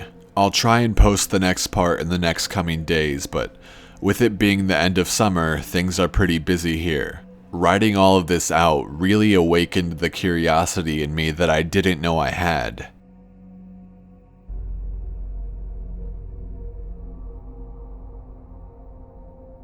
I apologize for the short update this time around. Things have gotten a little crazy around here, and I'm not sure how often I'll be able to update going forward. And while I only have a couple of stories to share with you on this update, I'll be interested to see what you all think. A firefighter who was helping us at the training op told me about a call he went on, supposedly to help rescue a kid from an absolutely massive tree. He said they didn't give him details, just that they needed him to come out and help because they lacked the proper equipment. He'd been called out specifically because this thing was so huge that the search and rescue officers didn't feel safe climbing it. He had been a tree trimmer before joining the VFD, so it was easy enough for him to grab his old equipment and come help out. He was let out about 2 miles and the team stopped at one of the biggest trees in the area and pointed up.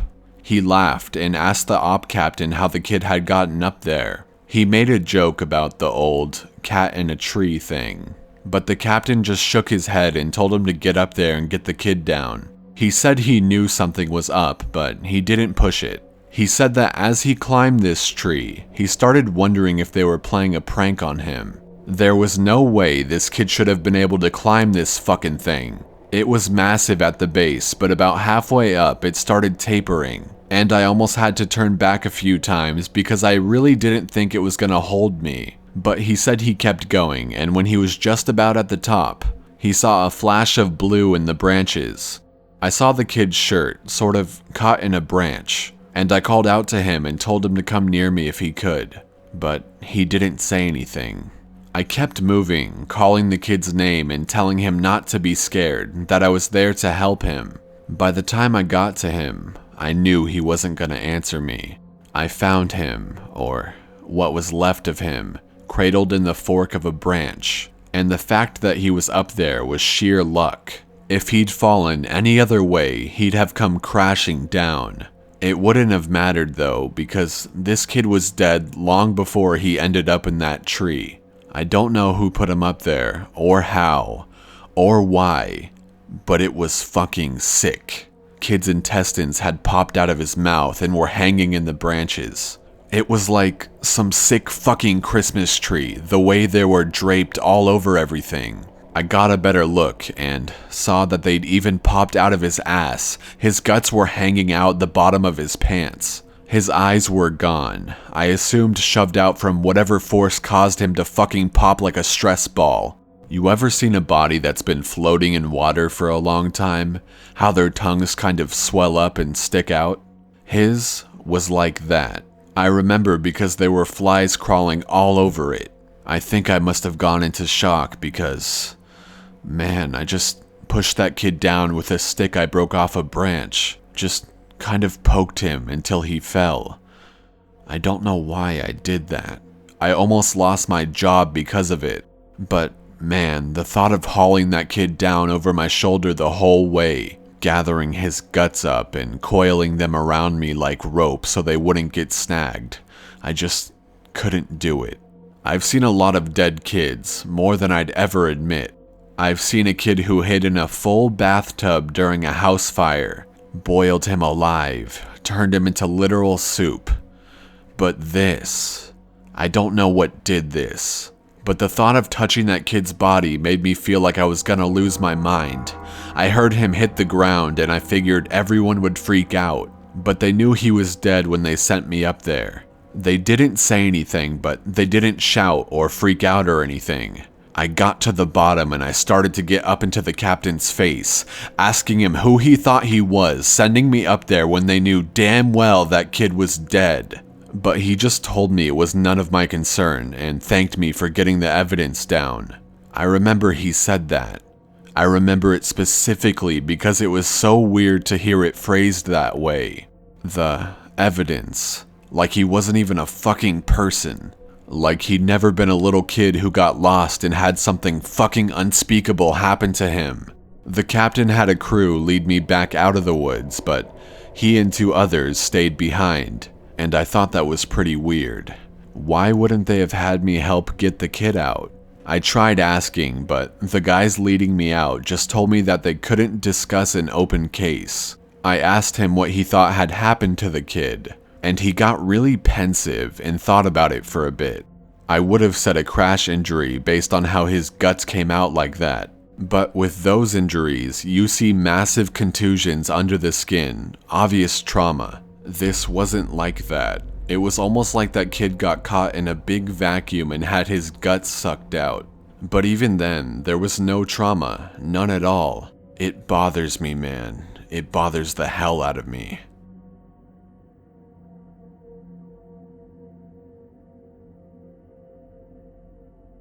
One of the vets at the training op reads these kind of stories online and he recognized my stories. He knows me pretty well and we've swapped stories before. He asked if he could share something he's noticed about the stairs and some thoughts he had. he said.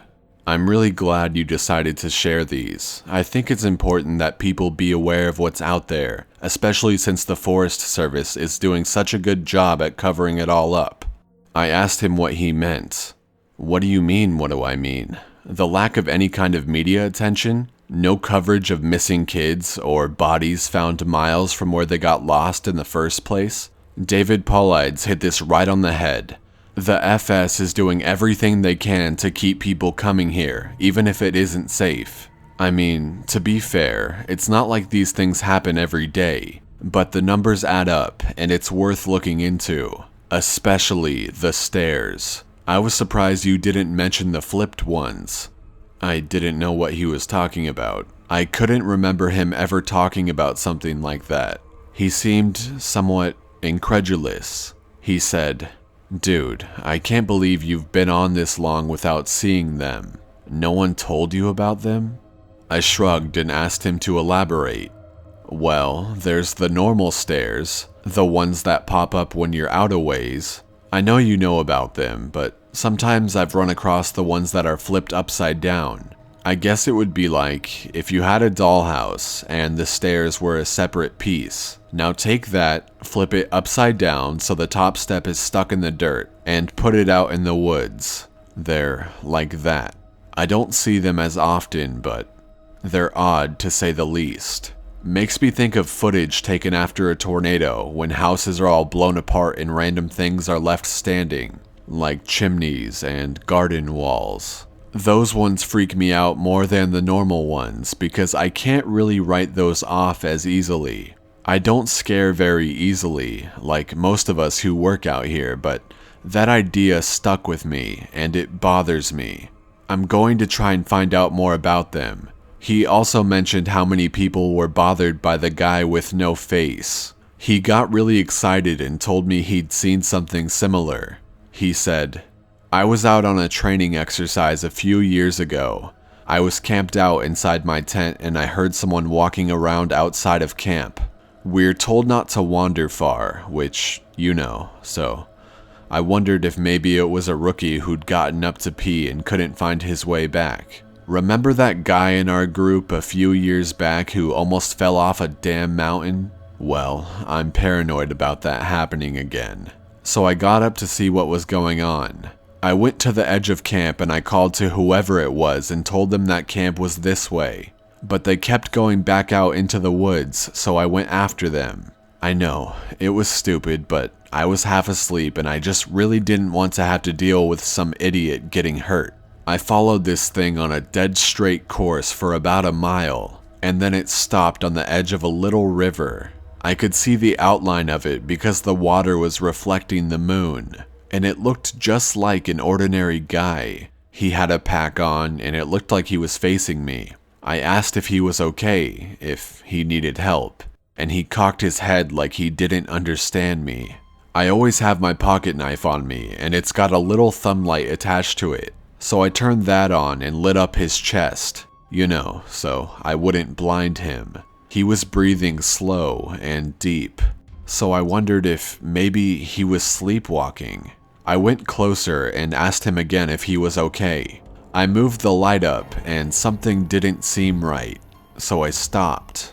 He kept breathing in these really slow, deep breaths, and I sort of figured out gradually that that's what was bothering me.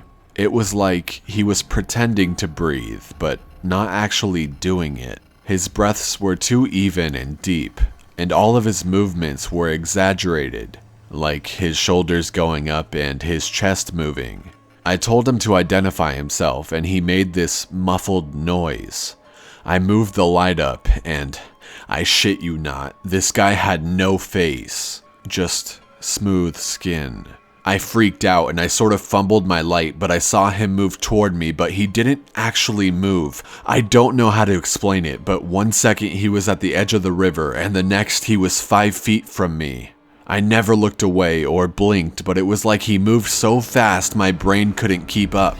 I tripped and fell on my ass, and I could see this line open up on his throat. It stretched up to his ears, and his head tilted back, and he smiled at me with his throat. There wasn't any blood, just this gaping dark hole, and I swear he smiled at me with his gash in his throat. I got up and I ran as fast as I could back to camp. I couldn't hear him following me, but I felt like he was always right behind me, even though when I looked back I couldn't see him. I calmed down when I got back to camp. The fire was still going, and I guess that pack mentality of being with other people made me stop and breathe a little. I waited by the fire to see if he'd follow me there, but I didn't hear anything else for a few hours, so I went back to bed. I know it sounds weird, but the whole thing was just so surreal that it was almost like I immediately wrote it off as my imagination.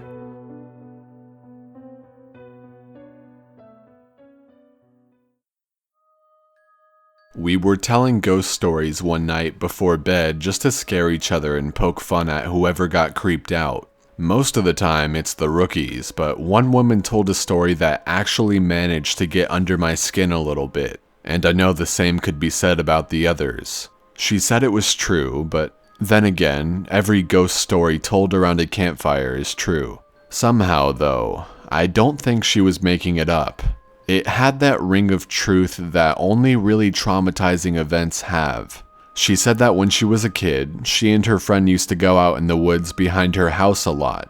She lived in northern Maine, where there's a lot of dense, unpopulated national forest. She said the woods up there aren't like they are here.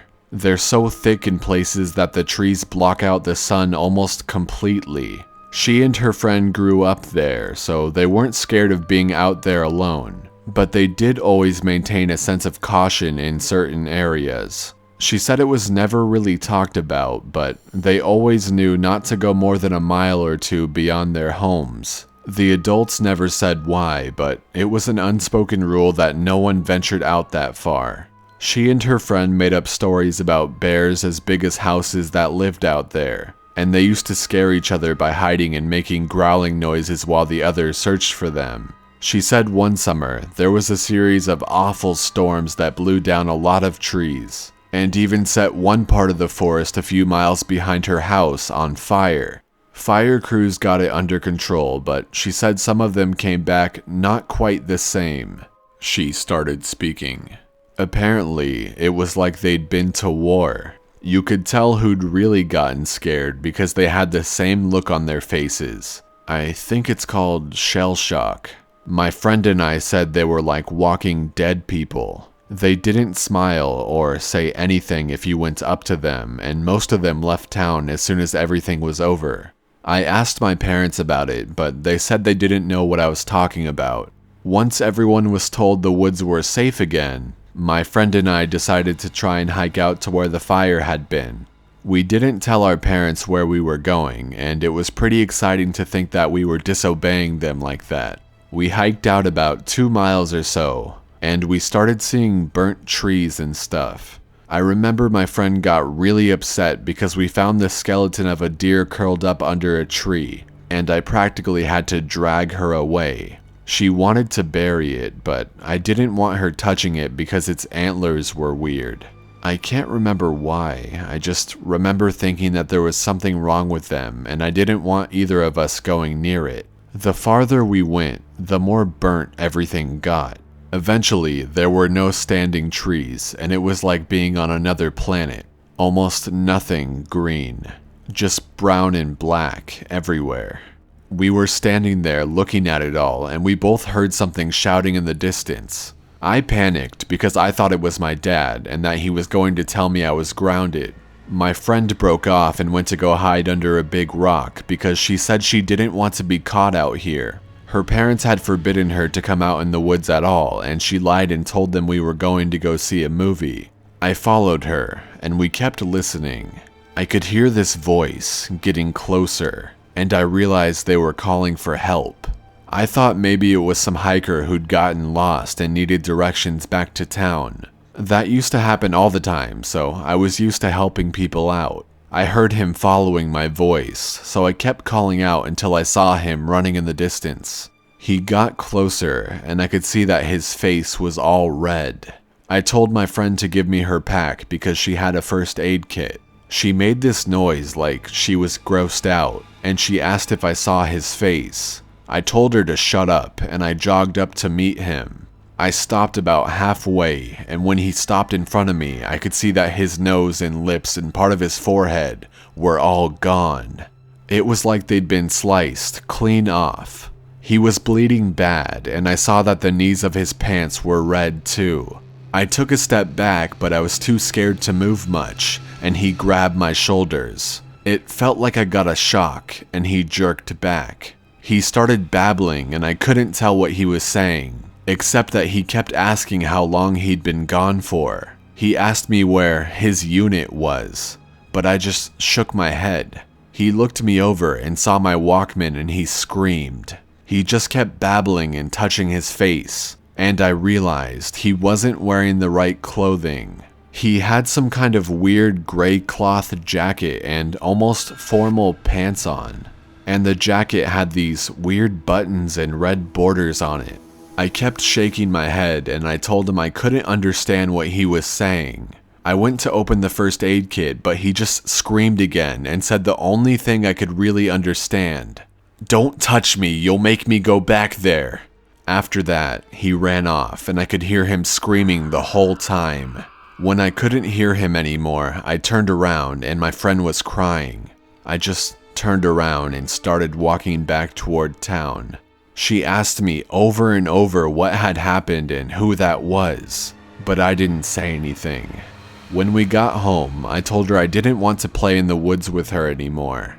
We are still friends, but we don't talk about that guy. Not ever. I'll update as soon as I'm able to again, guys. I appreciate the continued support.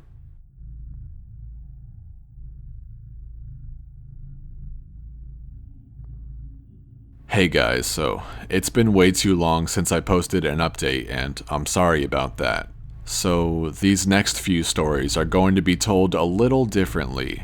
Since these next stories are going to be in chronological order, I'll no longer need to use the transition on screen to go to the next story. I'll do my best to tie them into each other as much as I can so it doesn't skip around too much. When I started out as a rookie, no one had told me a lot about the job in terms of weird things that could happen. I'm assuming this was to prevent me from freaking out and abandoning the park. But a few months into my service, a friend and I were drunk at a party, and he opened up a bit. He said, "Yeah, it can get a little crazy out there, I guess. I think the worst are the ones where people die when they just shouldn't, you know? Or when we find them dead like 10 minutes after someone says they saw them last. They were fine when I passed them on the switchback, I swear. That sort of shit. Like, take this guy who I found one spring out on a really popular trail. Someone comes into the VC freaking out about some guy who's lying in the middle of the path in this giant pool of blood. So we run out there and we find this guy is dead as a doornail, which he absolutely should be because the back of his head is like mashed potatoes. The skull is decimated, brains are leaking out like custard filling, and this guy's old, so you figure, yeah, he probably fell and hit his head. Old people fall all the time, it's no big deal. Except that this area where he fell doesn't have any big rocks. There's not even any stumps or big branches. And on top of that, there's no blood trail, so he clearly died where he dropped. Now, that's when you'd turn to murder. But there were people just out of line of sight with the guy. If someone came up behind him and murdered him, there's no way someone wouldn't have heard. And again, even if someone had, there would be a blood trail, splatter all over the place. But everyone on the scene said it looked exactly like he'd fallen and smashed his head on a rock. So what the fuck did he hit his head on? And then there was this lady I found in a different park about 5 years ago, back when I was upstate. We found her in the middle of a stand of big junipers curled around the trunk like she was hugging it. We pick her up to move her, and a fucking waterfall comes out of her mouth, splashes all over my shoes. Her clothes are dry, and her hair is dry, but the amount of water in her lungs and stomach was phenomenal. Unreal, man. Yeah, the coroner's report says the cause of death was drowning. Her lungs were completely full of water. Even though we're in the middle of the high desert and there isn't a body of water for miles. No puddles, no nothing. No signs of anyone else being out there. I mean, yeah, it's possible they were murdered, but why go out of the way to do it like that? Why not just stab them and be done with it? I don't know, it just sits weird with me. And that was his story. Now, of course, that freaked me out a little, but we were wasted, and I guess I sort of wrote it off as a fluke. I also assumed there was exaggeration there since, we were wasted. Now, I don't like talking about this next case very much. It was an awful one that I've done my best to forget about, but of course, that's easier said than done. This happened about 6 months after the conversation with my friend at the bar, and up until that point, I hadn't had a lot of really weird shit go down. A few things here and there, and of course, the stairs, but it's amazingly easy to get used to stuff like that when it's treated as if it's normal. This case was a little different. A guy with Down syndrome in his 20s went missing after his family lost sight of him on a major path. That was odd in and of itself because this guy never left his mom's side. She was absolutely convinced he'd been kidnapped. And unfortunately, a ranger who isn't with the park anymore insinuated that no one was going to kidnap someone, well, with that kind of disability. Not very tactful, to say the least. We wasted a lot of time trying to calm her down enough to get information about him, and then we put out an official missing persons call. Because of the urgency of the situation, him being mostly unable to function alone, we had local police come in and help us. We didn't find him the first night, which was heartbreaking. None of us wanted to think of him being alone out there. We assumed he'd just kept wandering and was staying ahead of us. We brought out helicopters the next day and they spotted him in a little canyon. I helped bring him back up, but he was in bad shape. And I think we all knew he wasn't gonna make it. He'd fallen and broken his spine and couldn't feel his lower half. He'd also broken both his legs, one at the femur, and he'd lost a lot of blood. He was confused and scared while he was alone, so he'd probably exacerbated the injuries by dragging himself and moving around. I know it sounds awful, but while I was riding in the copter with him, I asked him why he'd wandered off. I just wanted something to tell his mother, to let her know it wasn't her fault, because he was fading fast, and I didn't think she'd get to ask him herself. He was crying, and he said something about how the little sad boy had wanted him to come play. He said the little boy wanted to trade so he could go home. Then he closed his eyes, and when he woke up again, he was in the canyon. I'm not sure that's exactly what he said, but it was what I thought the gist of it was. He just kept crying, asking where his mommy was, and I held his hand and tried my best to keep him calm. It was cold out there.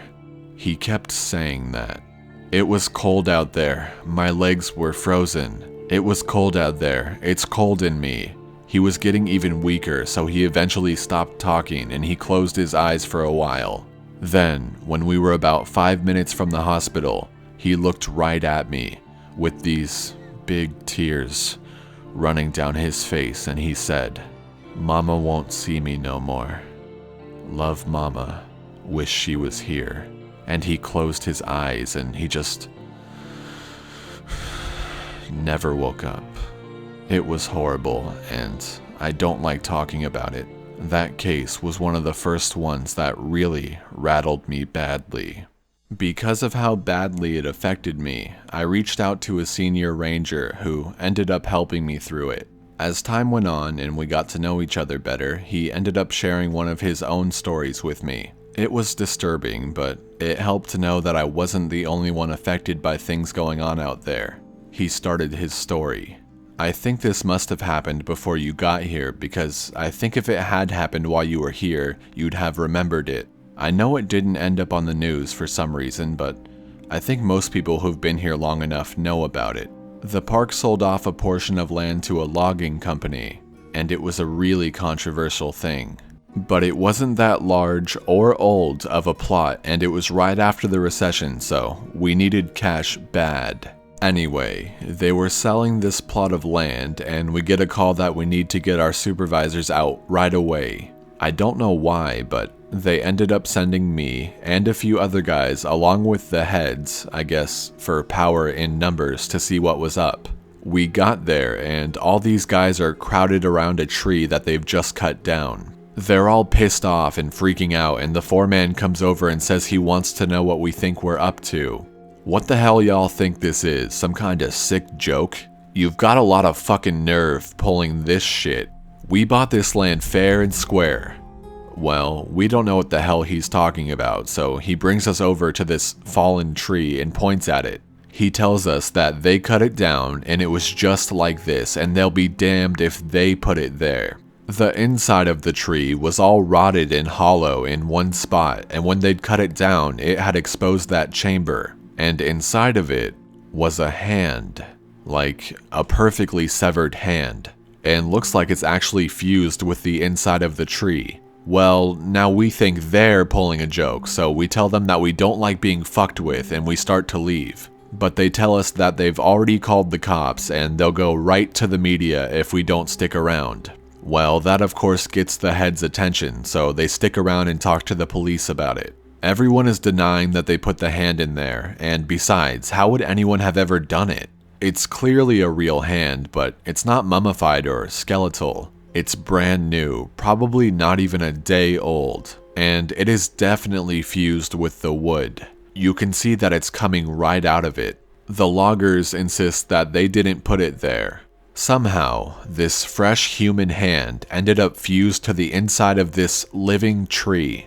The cops have them cut up that section of the tree into a movable chunk. Then they take the hand away, and the area is closed off. There was a pretty big investigation, but I know they didn't get any answers. Now it's become this legend, and as far as I know, we haven't sold any more property for logging. As you all know, I went to a training seminar recently, and I heard some amazing and horrible things there. One of the guys I talked to while I was there told me a story when we were all around the campfire one night. We were both pretty drunk. You'll see a pattern here, and we were swapping stories. He told me this one. Me and another guy were out on a field search because some campers reported screaming noises at night. So we head out there to look for whatever fucking mountain lion has wandered into the area, and I'm pissed. We've had 3 of them show up in the camping areas that year alone, and I'm getting tired as hell of constantly having to deal with them. Plus, I just don't like them anyway. They're a pain in the ass, and they're loud, and they scare the shit out of me. Fucking cats. Pieces of shit. I'm groaning about it to the guy I'm with, and he thinks it's a real fucking riot. So we're seeing all these broken branches and what looks like dens, and we're pretty sure we know where this thing is. I call in and they tell me to confirm if possible, which, you know, just means they want you to step in a big pile of shit and use that as proof. I'm not seeing any though, so I basically just tell them to shove it. I'm done. We know that damn thing's out there somewhere, even if I'm not stepping in its shit or inside its mouth or whatever. Guy I'm with wanders off to take a piss or whatever, and I stay behind watching this little burrow under a tree to see if maybe a fox or something is living under it. 'Cause I love foxes, man, they're cute as hell. But anyway, I'm watching this tree and I start hearing branches crackling, and it's coming from the direction my partner went opposite of. Now, I've got my pistol, but you and I both know that's not gonna do shit against a cat. I cock it and holler for my partner to get his dumb ass back here, but he's too far and he can't hear me. I stand up and get my sights on where this thing is approaching, and I shit you not, man, I just about pissed myself. This guy is coming towards me, and he's backflipping through the fucking woods. Like, instead of walking, he's doing these crazy fucking backflips, and I swear to God, he cleared every fucking log and bush in his path. It was like he knew right where he was going. I yell at the guy to stop where he is and that I'm pointing a gun at him, but he keeps coming, and I just kind of lost it. I shot at the ground in front of him, and it was a dumb fucking thing to do, but man, I didn't want this guy anywhere near me. When I fired, he was about 50 yards from me, and as soon as the gun goes off, he whirls around and goes off backflipping into the fucking woods again. My partner hears my gun go off and runs back and asks what's up. And I tell him there's some fucking weirdo out here hopped up on God knows what, and we need to get the hell out of Dodge. I let the cops know what happened, and I didn't get in any trouble for firing, but man, I don't know what that motherfucker was on, but I've never seen anything like that before. Shit was absolutely buttfuck crazy. I think we can agree that there's stuff going on out here in the woods, and while I'm not going to spout off about what it could be or offer any theories, what I want people to take away from all of this is that it's so damn important to be safe when you're out there. I know a lot of you think you're invincible, but the fact is, you can die out there, or be hurt, or go missing. It's easier than you'd ever imagine. I apologize for this relatively short update, guys. I'll do my absolute best to continue as soon as possible.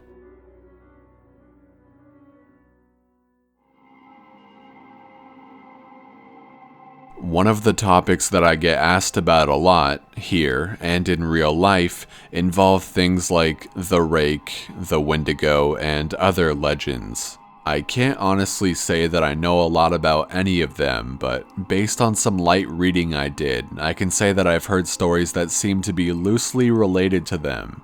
You've heard the old adage that legends like that come from somewhere, and I'm sure that's true, but as you all know, I do try to take things with a grain of salt. After all, you have to out here. It's sort of like working in a hospital, I'd imagine. You could spend all day thinking about how many people have died there, and how there are probably ghosts, or whatever you want to call them, all over the place. But it doesn't do you any good. It just makes it harder to do your job. I think a lot of us feel that way, and that's why we try to go about our work like everything is fine. Once you get paranoid, there's not really any going back, and a lot of cadets quit because of it. My park especially seems to have a high turnover rate because the cadets graduate and get so freaked out about everything and they can't seem to let it go. You have to learn to internalize things and shut off. I've talked to KD a bit about her experience because I wanted to know what she thought about the Wendigo. She didn't really have anything in particular to say about it, aside from that she didn't want to think about it that much. But she told me a friend of hers had something similar happen. I contacted this person, H, over Skype, and they agreed to talk to me a bit. They're aware of my work here, and they're fine with me posting the story exactly as they wrote it. So, here goes. I grew up in Central Oregon, and there's a reservation called Warm Springs about 2 or so hours from where I lived. I only mention that because a lot of people in my area have friends there, and a lot of the land in that area belongs to that tribe. When I was a kid, we used to go camping up there. Not on the res, of course, but in that area, and I met a lot of kids who grew up there. I got to know one kid really well. His name was Nolan, and we ended up hanging out a lot when our families were in the area. Our folks got to know each other, so we'd all get in touch and camp out around the same time. We'd camp for about 2 weeks, so we were out there for a long time. I then asked him if he camped in an RV. Yeah, my dad had one. So I guess it wasn't really camping, but we'd take our tents and stuff and set them up out away from the camp most nights. I didn't like sleeping in there because I like being outside. We then talked on Skype a bit about camping. So anyway, sorry. One year, Nolan and I were out there. I think we must have been like 12 or so. We wanted to go out and camp near the river because we wanted to try night fishing. I think we must have been about 1/3 of a mile from the main camp. Far enough away that we couldn't hear or see anyone else. I remember that specifically.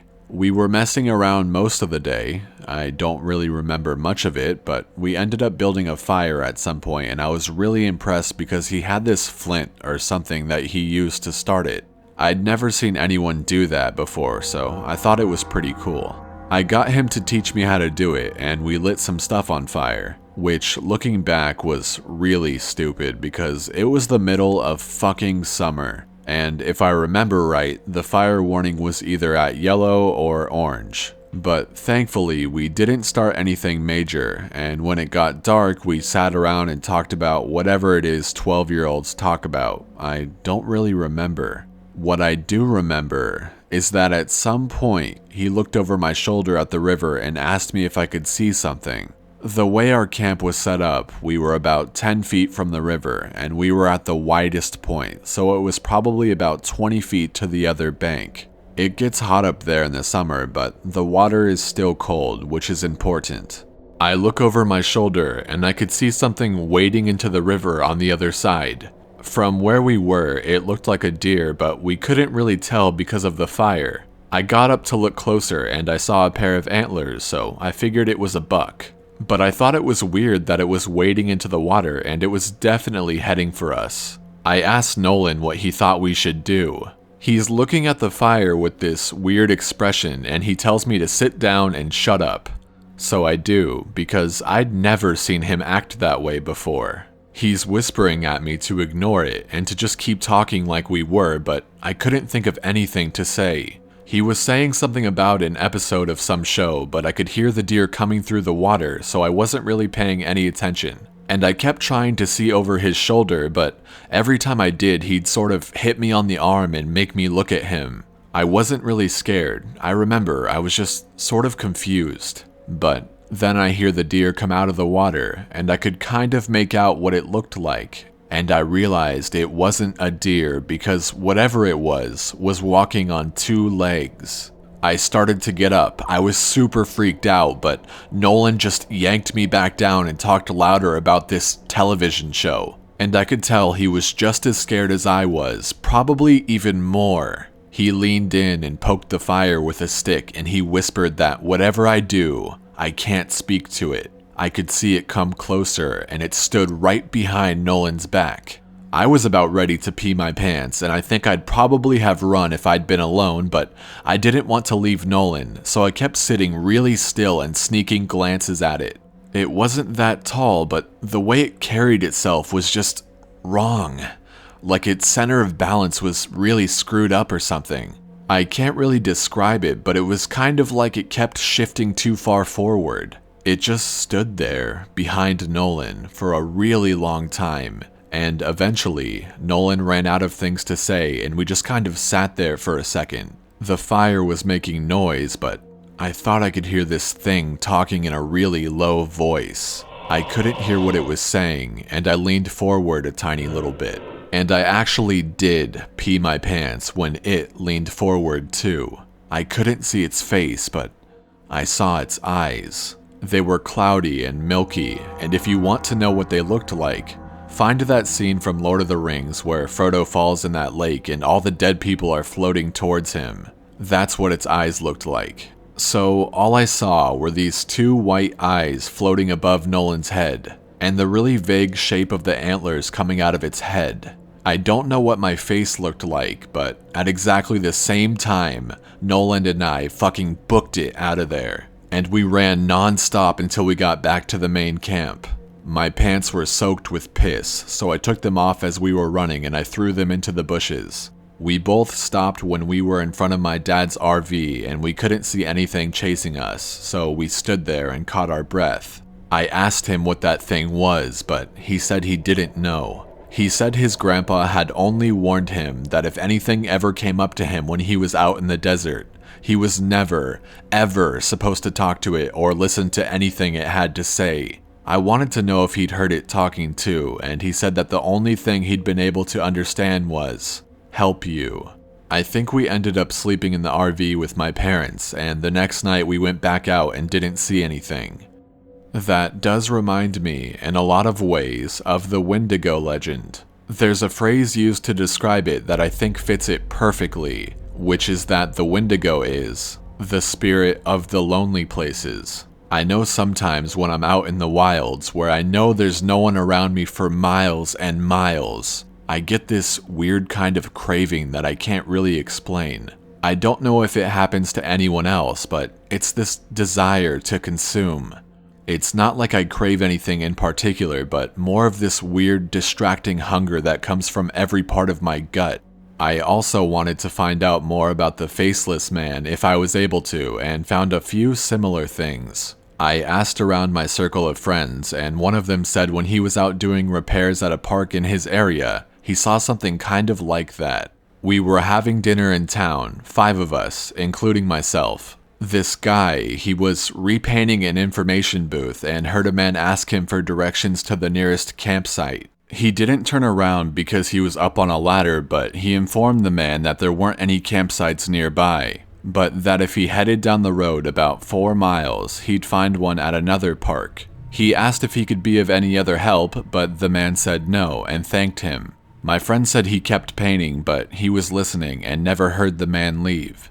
He said, "The second he came up and talked to me, the hairs on my neck stood up, but I wasn't sure why. I just had this really uneasy feeling about the whole thing, and I wanted to finish painting and get out of there. I figured maybe part of it was that I couldn't turn around to look at him, but something just felt off. There was also this weird smell floating around before the guy even talked to me, kind of like old period blood.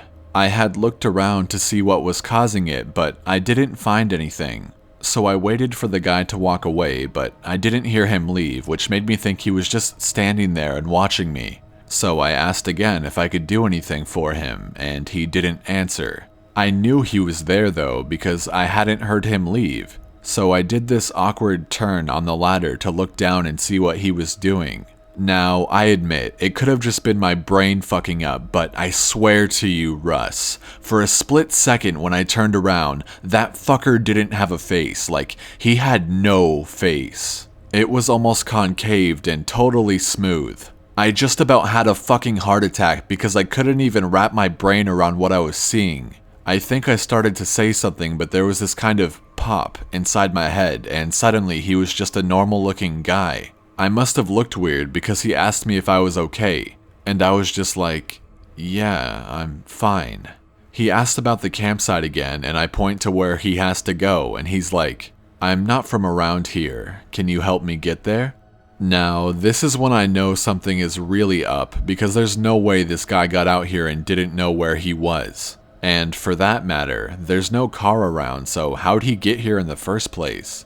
I said I was sorry, but that I couldn't take him anywhere in a company vehicle, and he's like, please, I really don't know where I am. Can you come with me and help me get there? So now I'm seriously weirded out, and I start wondering if this is some kind of ambush or whatever. I told him I could call him a taxi to come out and take him where he wants to go, and I pull out my phone and he just goes, no, and walks away really quickly. But he doesn't walk out of the park. He walks back into the fucking trees, and I got right in my truck and start to get out of there. Fuck the paint or whatever. I looked in my mirror to see where he was as I was leaving, and he was standing right at that tree line again. I don't know how he got there so fast, but this time I know that fucker didn't have a face. He was just watching me leave, and right before I turned the corner, he took a big step into the trees and kind of dissolved, I guess. Maybe it was just dark so he blended in, but it felt more like he just melted away. Interestingly, right after this guy finished his story, someone else piped up with another one, but with a slightly different twist. He started speaking. You know, actually, I had something sort of weird like that happen a while back.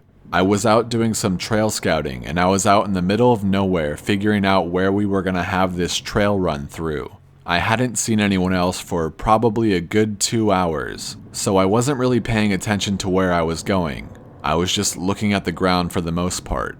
Then, out of nowhere, I crested this little hill and almost ran into this guy. He was older, probably in his 60s, and I started to apologize to him for running into him. And then I noticed his face, and I probably looked like a complete douchebag because I stopped and just stared at him. It took me a second to figure out what was wrong, but this guy's face was huge. I know that sounds weird, but that's the only way I can describe it. His head wasn't big or anything, it was normal, but the amount of space his face took up was just way too much. Like if you took someone's face and enlarged it all by about 2 times. He doesn't say anything, he just kind of looks at me, and I backed up and was kind of stuttering and saying I was sorry. And then I went around him and fucking got out of there and did what I needed to do. The whole time, I kept looking behind me because I was so freaked out that he'd pop up behind me or something. I know it sounds ridiculous, but I swear to you, it was one of the creepiest things I've ever seen. I switched the topic to the stairs a little later, and there was a definite shift in enthusiasm. No one spoke up at first. There's a real stigma around discussing them, even when we're away from work. But I broke the ice with a story of my own, and the guy who told the story about the faceless man told this one, although very quietly. Couple years ago, I was camping with my girlfriend, and we're out about 2 miles from the road at this site I know. We went to bed that night, but we couldn't sleep because... And then someone interjected a funny comment, and we were dangerously close to going off on another subject, but I got us back on track. Yeah, real funny, you fucker. No, it was because we kept hearing that grinding noise. My brother used to grind his teeth in his sleep, and it kind of reminds me of that. My girlfriend was freaking out because I just kept telling her to ignore it because I've heard it before and you just have to ignore it. It goes away eventually. You guys know what I mean. We all knew what he meant. So eventually I got her to go to sleep, but I woke up probably about 2 hours later because something was just off. I rolled over and she wasn't there, and I kind of freaked out because he thought for a second and then he took a very long drink. Anyway, I ran out of the tent calling her name, but I didn't have to go far. She was standing at the edge of the camp looking at something in the trees, and I could see she was really pale. The fire was low, but bright enough to see her. Anyway, so I ran up to see what was going on, and she was dead asleep, but her eyes were open. She had this real spaced out look, you know? So I put my arm around her to lead her back, but she wouldn't move. She just said really quietly something like, "I have to go now, Eddie. I have to go. It's here." And then I was like, "You're just sleepwalking, come back to bed." But she wouldn't budge. She just kept standing there and saying that she had to go. And I looked where she was looking, and there was a fucking staircase right there about 15 yards away. Gray one, concrete. And she started to walk toward it, but I yanked her back and that woke her up. She looked at me like I was fucking out of my mind, and she asked me what the fuck she was doing out of the tent. I didn't tell her anything, I just told her she was sleepwalking. The grinding was gone, so she just went back to the tent with me and fell asleep again. I don't know, I don't like thinking about it, you know? We all knew. You guys remember that kid with... I can't remember what it was, some kind of brain fuck up? Not Downs, but something like it. Someone else brought up. Well, I got to read the report he gave when they found him a week after he went missing, and it was fucked up beyond belief. I mean, you have to take it with a grain of salt, because who knows what that kid actually thinks is real, but some of this stuff I don't think he could have made up. Like what? Well, first of all, he talked about the stairs. He said he'd been watching his dad build a fire, and the stairs came up to him, and he had to go up them or something bad would happen. The cops couldn't really understand what he was talking about after that, but he just kept saying, "like the campfire," over and over. And he kept mentioning sounds, but he couldn't say what sounds. Just that it was loud, and he covered his ears so he couldn't hear them. But the thing I remember most is that they asked him where exactly he had gone, and he just said he was right there. He kept pointing at himself, and they said they thought that meant that he thought he'd never left. He said he wasn't scared because the stairs were there, and he said they talked to him, but not like people talk. Like I said, it was really convoluted and hard to understand, and I have a feeling the cops didn't take most of it down. They ended up just saying that the kid had some kind of amnesia or fugue, and that they didn't think foul play was involved. Doesn't really explain why he came back a week later perfectly fine without a speck of dirt on him and well fed, but hey, what the cops say goes. And that was the end of his story. There's still a lot of questions I want to answer. I'll continue to ask around and find whatever I can. The next update should be soon.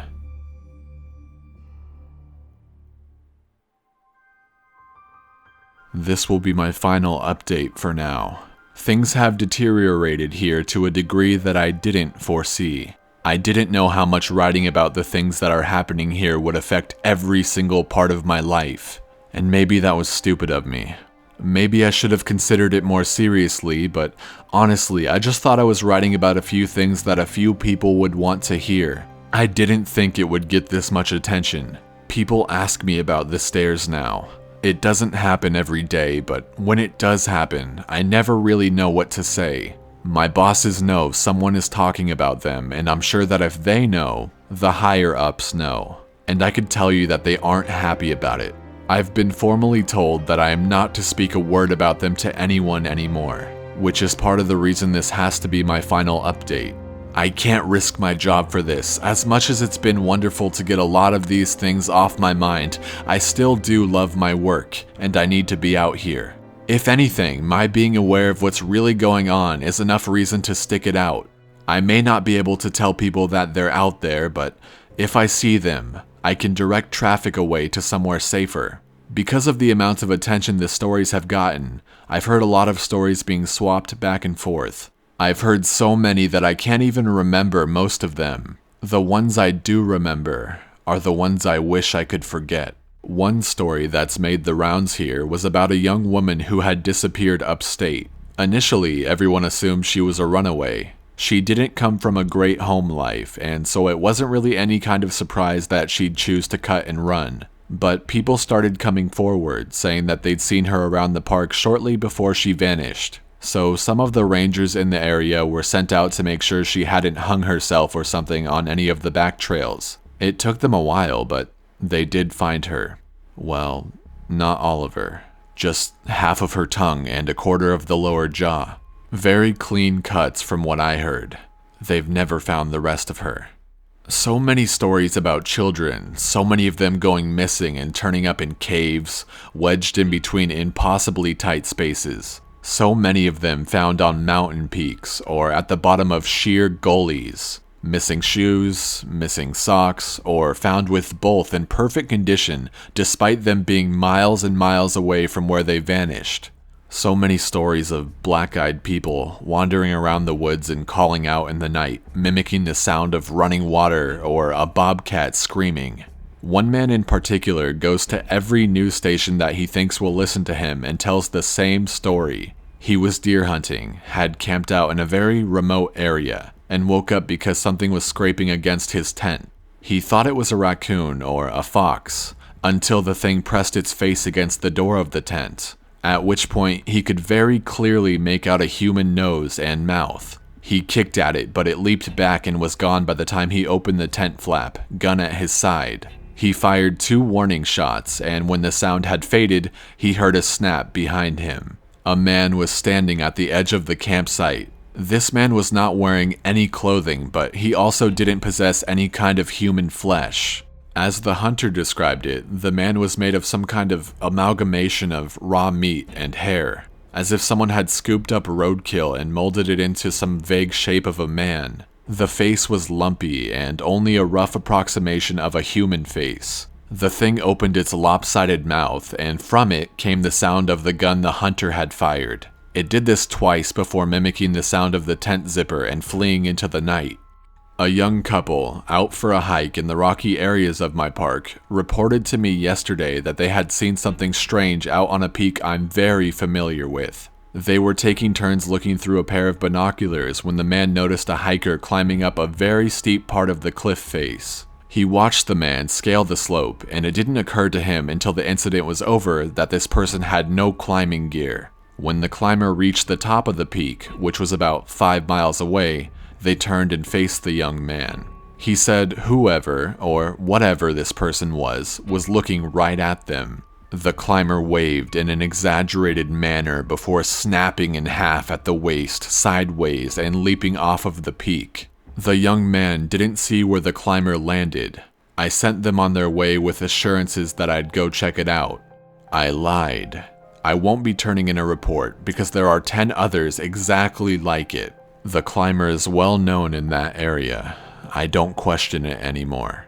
There are so many things I won't ever be able to understand about my job, and it would take me years to relate all of the things I've heard in the last few months. When I feel my job isn't in jeopardy, I will come back. It may be in a different format, but I will come back. Thank you all for sticking by my side and enjoying the things I've talked about. If you go out into the woods, I encourage you to be safe. Bring water, food, survival equipment. Let people know where you're going and when you'll be back. Don't go on uncharted paths unless you know exactly what you're doing. And above all, don't touch them. Don't look at them. Don't go up them.